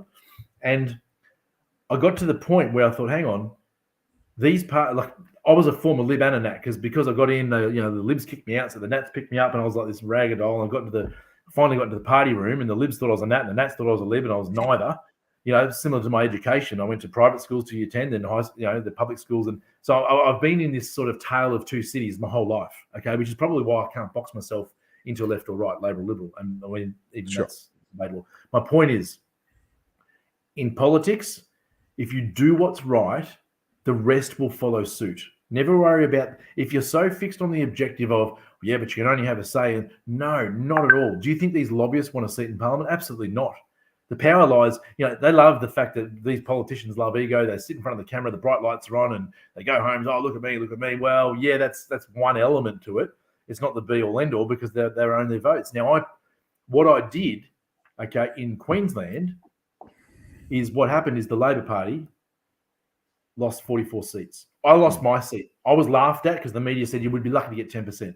Pauline Hanson actually ran against me. There was a huge press conference, bigger than George Pell, sitting outside my office. I'm in my little combi van. That was my mobile office, a blue combi van, 77. That was my office, all right? I'm riding around combi van just doing my thing. Bang, huge press conference. Pauline comes out because she had a house in the electorate and she ran against me, whatever. Media thought that was it. I was cooked. I'm done. But because I had been working in there for so long on the ground truth was telling me something different. And I won the seat. Okay. And so then when I was almost coming to the end, when I went as the Katters Australian Party, yes, I lost my seat, but I got 26% primary. Okay. Now everyone thought I was doomed. Yeah. What happened is I left a legacy though, because Robbie Katter and Shane Knuth, there was 3 seats left and they had to balance the power at one stage. So what I'm saying is, yes, I lost my seat, but it wasn't about me. It was about Queensland and seeing what legacy we could leave. Equally with Victoria, and I was raised in Victoria, so technically I'm probably more Victorian than Queensland. Equally, we have a chance now to do what is right, not what gets seats in. And I think if you do what's right, people will ultimately follow you. Maybe not straight away, but look at Mahatma Gandhi. You do one thing consistently over time, which is not compromise your principles and not sell yourself out. And before you know it, you'll build an organic army that will put the current people in power to shame. All right, so I'm going to press this question. In the seat of Mulgrave, what are you going to do that's going to be different to all the other people that I've seen come and go? I'm going to be me. I'm going to be me. I mean, when I got sacked for asking the question, sticking up for my teachers 12 months ago by the Catholics. So they threw me onto the curve for merely sending out a wellbeing information package. Now, it wasn't extreme. It was just, hey, here, Headspace, Vinnie's, BU, Lifeline. Hey, it's a grey area. We're in crazy times. You've been working from home for a year and a half, and then you can't step back on campus, and then you're sacked. How does that work? Insane. So I stuck up for them. I got insane. I'm going to be myself to every single door, every single person I meet. I'm not going to compromise who I am. Like, this is who I am. I was a tradie, and so I'll do it in tradie clothes. I applaud that. Okay, yeah. I applaud the stand that you've taken, and I applaud what you've done. But I'm not hearing anything that gives me that spark of, oh, that could work. That could be the circuit breaker. Well, I know I know all the teachers. I know the parents. The seat of Mulgrave, I carried them through 2 years of COVID. I know these people intricately. I know the Vietnamese community. I know the Sudanese in there. I know the Chinese, the Indians. I'm telling you, I know them, which is why it hit me. I said, hang on, I actually should run for Mulgrave. These are my people. And then can I door knock in tradie clothes? Heck yes, I can. Because I've been cutting up, tiles on $30 an hour, busting my backside, because all of a sudden, apparently my double masters counts to nothing because I stuck up for some teachers.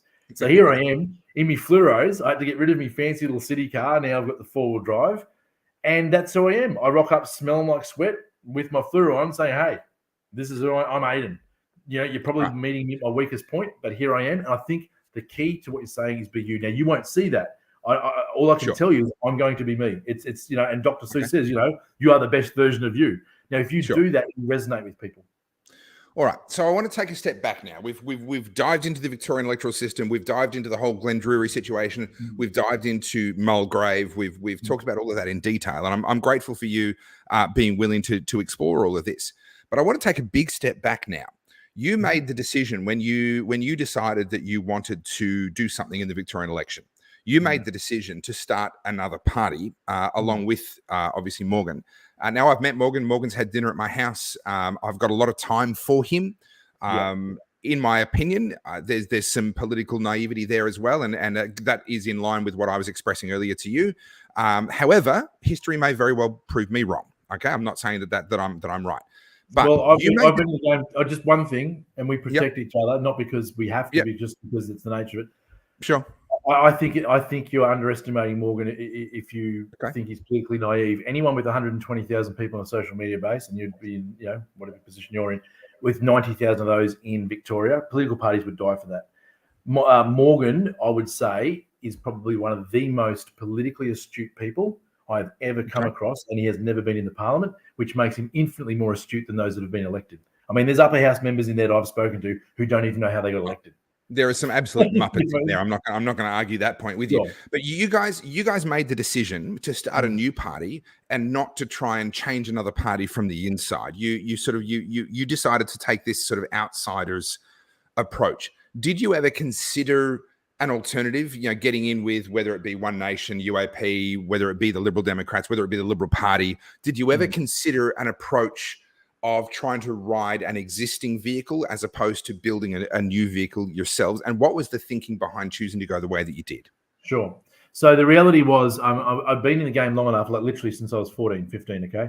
So I was really intrigued in how the Westminster system operates, how political parties have hijacked it, and what political party is organic enough to have, to basically stand for the bread and butter stuff. I'm thinking, actually, it's not there. Like, I think when you're looking at Clive and Bob Catter and Pauline Hanson, any party that names after one person that's egocentric or solo, or any party that is one issue, say IMOP, any one issue or a person's name, that spells the end. Okay, when I say the end, your parameters are extremely limited. There's a limited lifespan on that party. I agree with that point. And so I'm looking at it and saying, well, Pauline, like, okay, she stood the test of time, and I respect her. I mean, she's one of the few that have, and she's done fantastic. Love her or hate her, agree or disagree, she's stuck with her beliefs, and you could count your hand on one time whether she may have compromised. Whether it was intentionally is another question. My point is, she stood the test of time. She is a political profile in her own right. When you look at Clive, I question it. To him, it's probably a bit more of a business transaction. I mean, bang, generate campaign, $100 million in the word freedom, and then you pack up and go. Then you got a scrap heap of candidates over here, and you say, "Oh, good luck. I'll probably get another collection in 3 years' time." Whatever.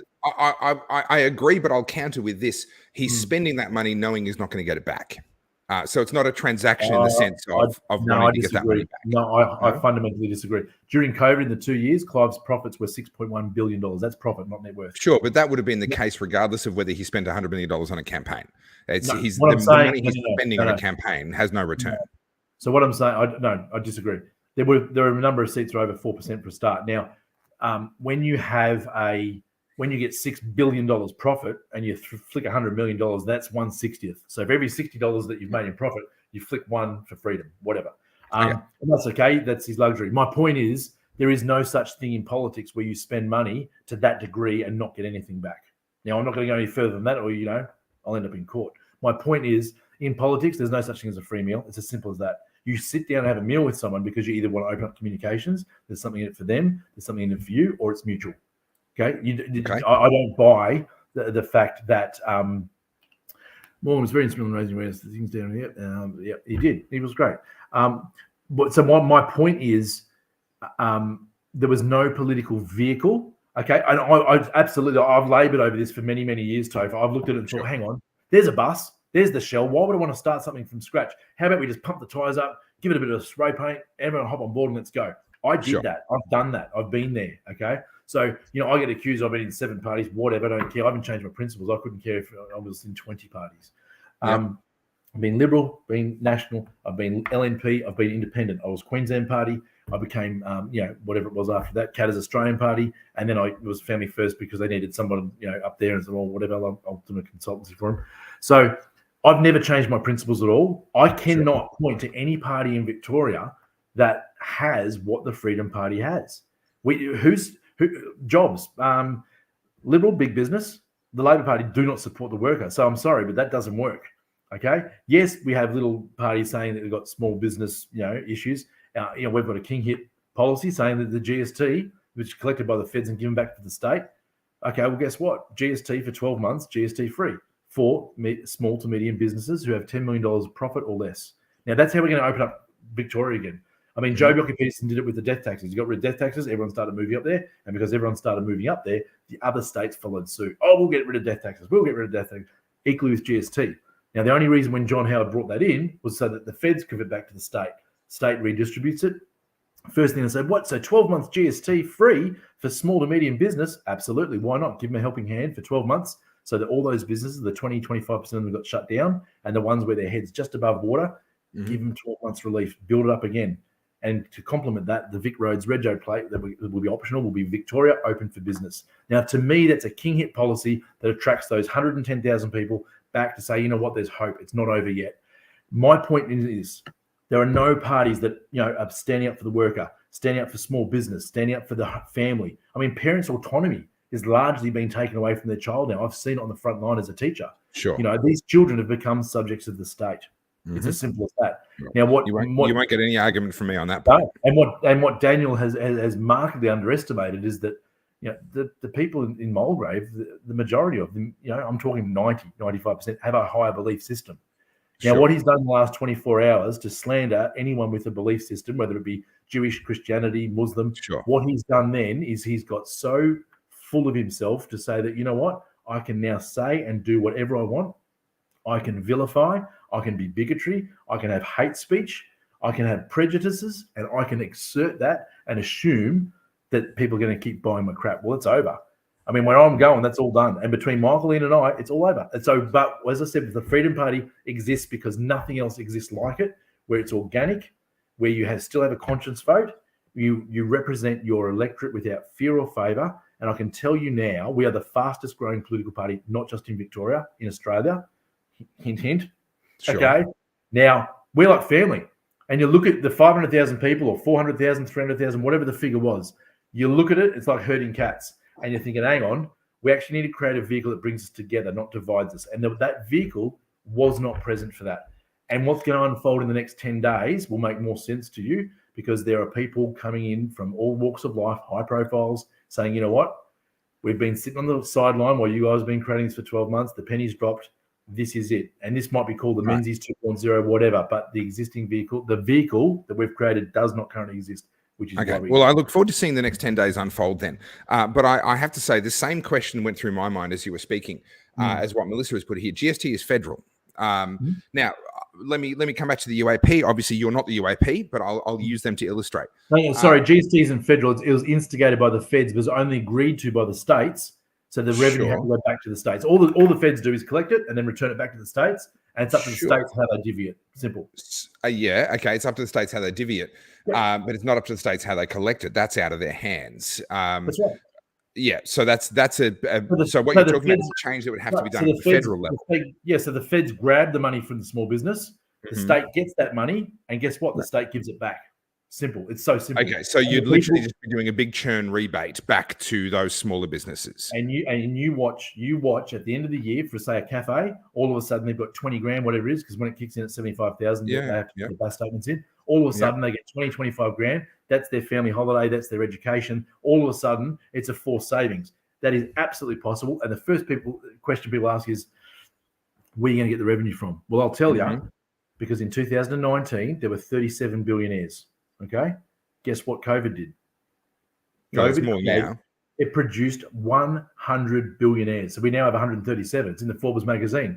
So if 100 billionaires were created in COVID, why do we have 50,000 people lining up at a food bank 15 minutes from the Premier's office? A day. That's 50,000 people a day. So what I'm saying is this was a financial war, and the gap between the haves and have-nots is real. So guess who gets stung with the COVID relief tax package?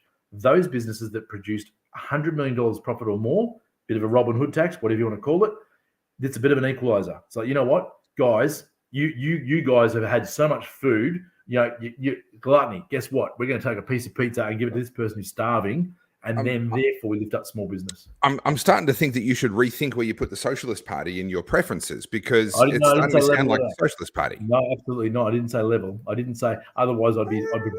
I'd be promoting 95% of the profits to go back so that everyone's equal, and the doctor gets paid the same as the baker. You did say it's a bit of an equalizer. Like it was an exploitation. The only reason, the premise that you would do it on is because many of those companies were massively, some are opportunistic, some are there at the right place at the right time. So if you created an app, which I've got to have a patent to about teaching online, that's fine. Sure.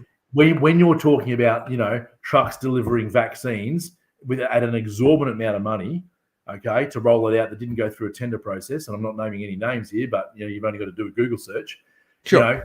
Tens of millions of dollars was profited, and guess what?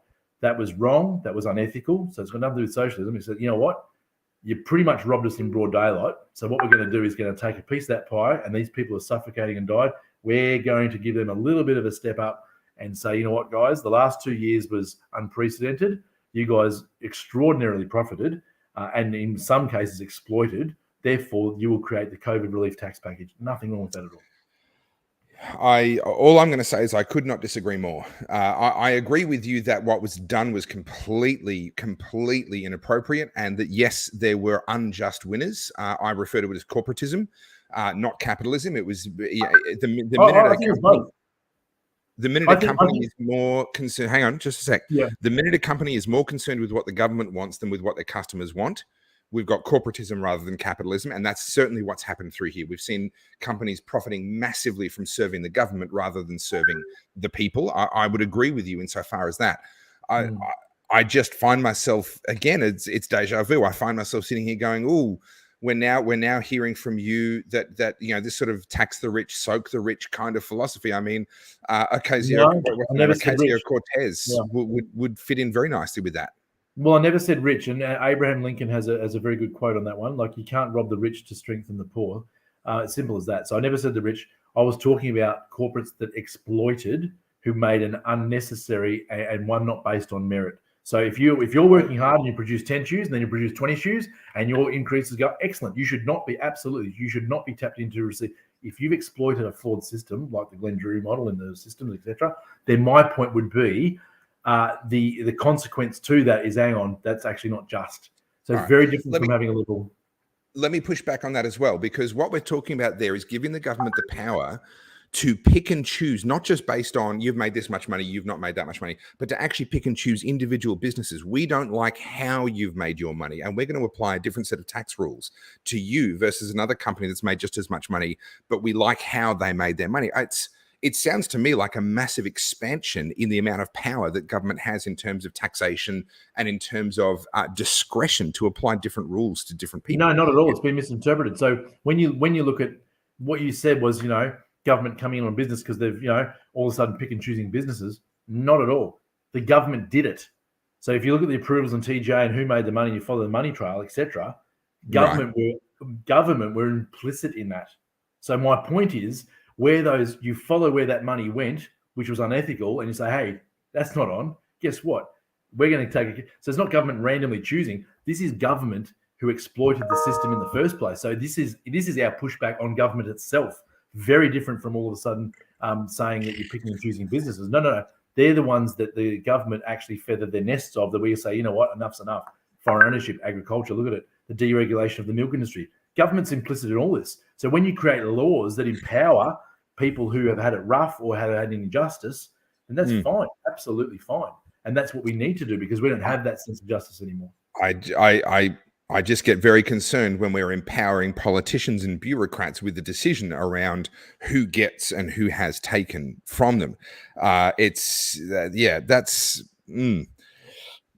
that's a misinterpretation. I don't. So I agree. Fundamentally, what you're saying is, if you're given that, it's a precedent, it's a slippery slope. All of a sudden, you have unfettered access to anyone at any time. I totally agree with you on that position.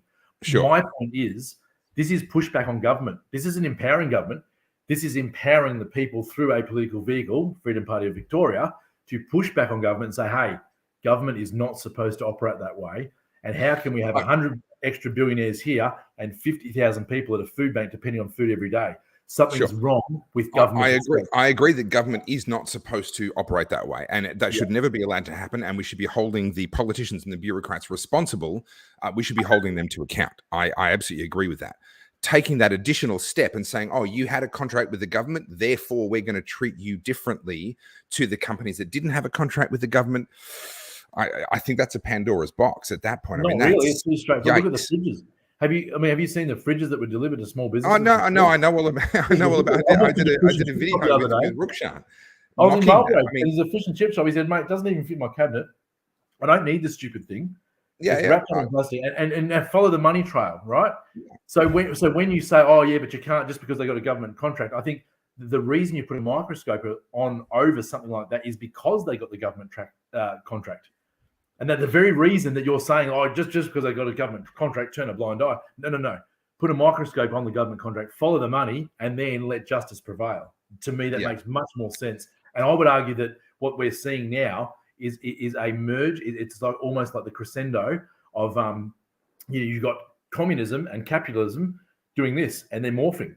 So all this is extreme greed here, corporate greed, with a lack of a belief system that's outside government control. That's how I see it as what's unfolding. Jordan, I'm going to disagree with you on this comment. They didn't just get delivered; you had to order them. No, that's not true. I personally know a shop where a truck showed up and 8 were offloaded and wheeled in, and they were like, WTF, what the hell? And they were just literally being dumped by the companies that they were getting paid per fridge, and they actually were literally offloading them on companies that did not even know they were coming. It might be a hybrid though, Topher. Maybe some did, some didn't. It might be a mix. Who knows? So it was a typical boondoggle, and we saw this with the whole pink bats thing under Kevin Rudd. We've seen it with all sorts of different things, where they start this scheme, they pay them for results, and the companies, some of them operate ethically, and they actually do. They at least operate within the system, even though I might think that system shouldn't exist. They do at least operate within that. Others can actually be very unethical, and they sit there and go, well, we're getting paid for every fridge we deliver, so let's just start showing up and actually delivering fridges. And that's what we definitely saw in Victoria. I personally know businesses that were on the receiving end of exactly that treatment. Just yet another example of ridiculous government waste. So I'm with you on the government waste. I'm with you on the fact. I'll give you one more before we move to the next subject. I'll give you one more. Sure. In my electoral office, when I was in Parliament, one of our fluoro lights went off. Okay, I just went down to Bunnings to go and buy one. Then I was told, no, you can't. You're not allowed to change it. Workplace health and safety. So no worries. So QBuild, okay, government contractors, they came in and changed the light globe for me. They left the invoice which had paid on it. Guess how much it was? And we're talking 2009, 2010 here. $330. Two guys, a ladder, 5-minute stop, $330. Thanks to QBuild. And a local contractor would have done it for $50 and come in and changed all of them. This is so exciting. We finally have an answer to the question: how many people does it take to change a light bulb? It's 2 and $350. That's what it takes. Ridiculous. Yeah, look, you get twisted. You got to pop it in. Even with you remember Kevin Rudd's education revolution? Yes. In my state of Beaudesert, we had some schools. We had 15 students that got $1 million hall that they couldn't even use. It didn't come with air conditioning, so the poor students had to, for the next 12 months, sell raffle tickets to save up for the stupid aircon so that they could use the building. And the local contractors are sitting there with no work saying, we could have built that for $200,000. I mean, this is insanity. It's as soon as the government gets involved in something, you know that it's going to be overpriced and under delivered. You'll get no argument from me on that point. I look at that sort of policy position of going after the companies that did business with the government. What you're creating there is sovereign risk. What you're creating there is a situation where where companies, whether they build roads or build schoolhouses or build whatever it is that the government wants, are going to be starting to say, well, hang on, we could sign a contract with the government in good faith, supplying what the government has told us that they want. And now we're going to end up being clawed back in the following years, and we're going to be punished for having delivered to the government what they want. I agree the government should not have spent that money in that way, but I'm concerned about the precedent being set. But you're talking about the byproduct. Okay, that's the reaction. To be proactive, you need good government. So good government should never need to implement that policy. My point I agree. Yeah, so therefore, the whole fridge thing, should never have happened, or there may have been 2,500 businesses that needed the fridge. That's fine. If you've got, and this is why the argument for privatisation, and here's a classic example. In Queensland, the toll bridge, okay? In 1988, Dr. Peterson built the toll bridge and said, you know what, we'll pay this off in 20 years, okay? So we had a toll, and people toll would start at 80 cents, then went to $1.10, $1.50. Now, just before it got to the end of its 20-year contract where the people had paid for it, fully paid for it, the Bligh government then sold it to the Arabs, okay? Now, the Arabs, what do they do? It's all gone digital. So now it's $4.11, $4.13. And now it's a license to print money for infrastructure we've already paid for. In the Constitution, what do you do when you go to war? You look at World War I and II. You blow up electricity, their water supplies, their ports. Everything that we're selling, okay, is what you blow up in war. So we're actually in the middle of a huge financial war. And people looking at this going, maybe that's just what you do. I mean, we're just going to be compliant. I'm just going to spend my $150 or $200 a week on tolls to something you've already paid for. So incompetent government, to me, needs the microscope, not the businesses that are subsidiary to the agreements that are put in place.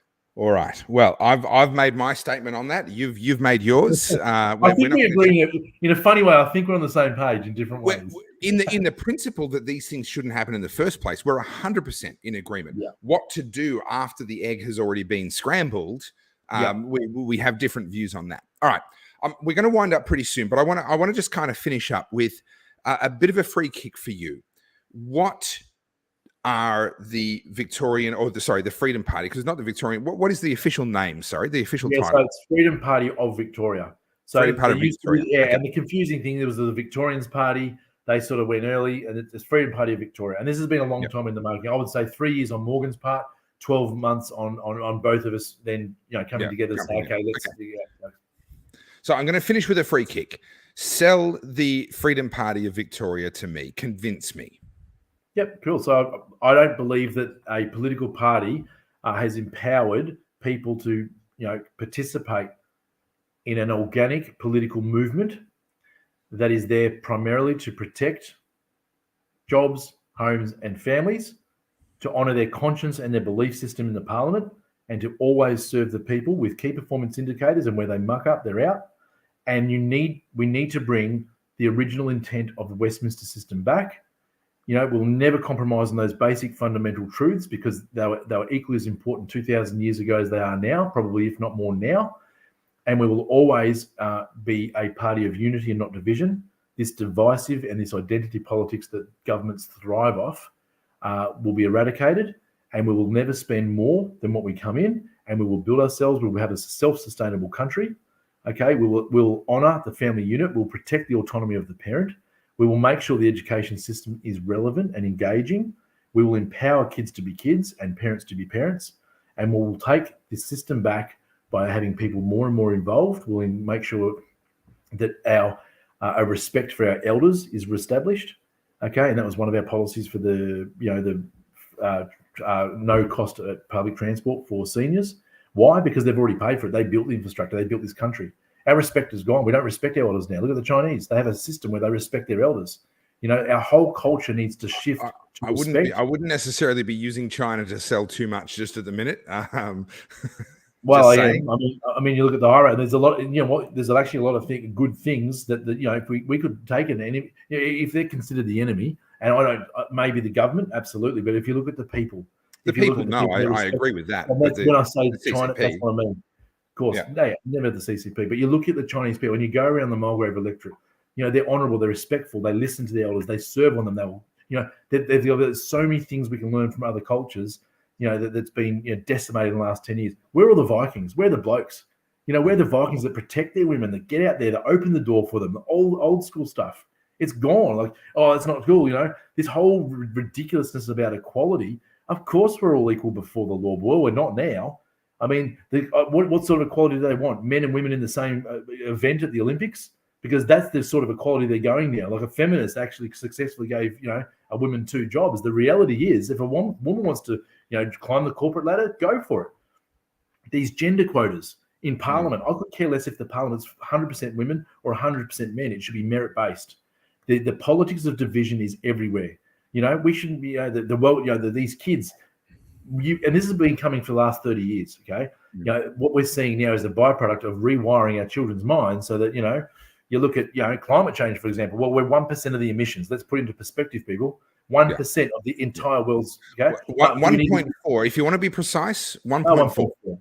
Yeah. Now, in that, okay, I'll round it down, but let's call it 2. The reality is, we need to be good stewards of the environment. We need to have innovative policy that makes good sense, because good sense will make good dollars. I mean, I was the chair of environment sustainability, where we had the first solar panel, entertainment center in Australia. First, I've forged paths in these ways. Like, we're such a wasteful society.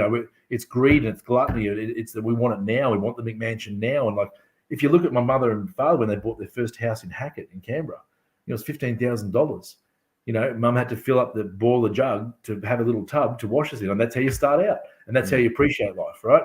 But now we've been sold the dream that you need, 5 bedrooms and 2 cars, this, and then what do? Just cross your arms and look at Mrs. Jones next door? I mean, it doesn't bring us happiness, right? My point is, there's a lot of old school things that worked that have been eradicated over time, and we need to bring those values back. I don't care if people call them traditional. I don't care what you call them. It's truth, and truth is infallible, which means over the course of time, doesn't matter how it's interpreted, it's always going to exist. And we want to bring Australia back to Australians. Like, seriously, I could care less I've toured all the Torres Straits, the 9 islands. I tried to bring Indigenous recognition into the preamble. I tried to fight for the stolen wages, the $21 million. Like, I know I was born in Darwin, right? So I mean, I've spent a lot of time in all these things, and I'm looking at it, I'm thinking, guys, like, why are you giving in every $100 that you're giving to the Indigenous community, $90 of it's going into admin fees, and $10 if you're lucky would get to the communities. So what I'm saying is, we are positioning ourselves to the rational majority. It's common sense that isn't so common. And guess what? We're not all going to agree, but we are one big Australian family. Everybody's welcome to our door. I could care less what your background is. If you have the heart of your country, the Freedom Party of Victoria is for you. And I dare say if we get any bigger than that, it'll be great. Well, I think that's a great place to leave it. Aidan, this has been a lot of fun. We've been 2 hours. It has absolutely flown by. Look, you and I have a lot of points of disagreement, but I know that you're here for the right reasons. I disagree with some of the policies and some of the ways in which you want to solve these problems, but I know you're here for the right reasons. And I'm grateful for more and more people standing up and getting involved in politics, etc. So thank you very much for being my guest tonight. Likewise, thanks for having me on the show. And I dare say we will do more of this once the election's dust is settled, because I like it. Well, it's good. Yeah, look, it's been good fun. And look, I hope I'm wrong. I hope I'm wrong and that you have a really good showing at the election, both you and Morgan. Okay. When I see you next, I was meant to make product placement. I don't know if you're a gin man. You're probably more of a whiskey man, but we actually have our own line here. Okay. Look, that's yours. I shall put that aside for you. And I will try it, but I have never had a gin that I've liked. So you're up against it. How's this? If the Labor Party get 30 seats or less, okay, you have to drink that bottle of gin. Not all at once, but you have to bring that bottle of gin. Oh, you don't know me well. I'll drink it all at once. Listen. If the Labor Party get 30 seats or less, and the result of that is going to be you giving me a bottle of alcohol, as if I'm going to say no. Mate, seriously. You're in a win-win. You're in a win-win. Yeah, right? Absolutely. As if I'm going to say no to that. Oh, hang on. You forgot the devil in the detail. And there'll be a membership application for Freedom Party of Victoria. All right. I'll win you over. It'll take time, but I'll win you over. The penny will drop. You'll have an epiphany. You wake up in the middle of the night and you'll say, you know what? Morgan and Aidan are right. I'm coming across. I'm sorry it took me so long. All right. Well, look, tonight's been fun. It's been a pleasure. I have thoroughly enjoyed debating and discussing with someone who is here for all the right reasons, with whom I share a number of disagreements, but we can disagree in good faith with each other. So I thank you for that. I respect you for that. I wish you all the very best going forward in the election. Ladies and gentlemen, Aidan McLindon from the Freedom Party of Victoria. Awesome. Thank you, Topher. Right. Keep up the good work. See you, mate. All right. We're going to call it a night at this point, 10 o'clock here in the eastern states, at least the ones with daylight savings. Thank you so very much for watching, and we'll see you at the next Slow Chat.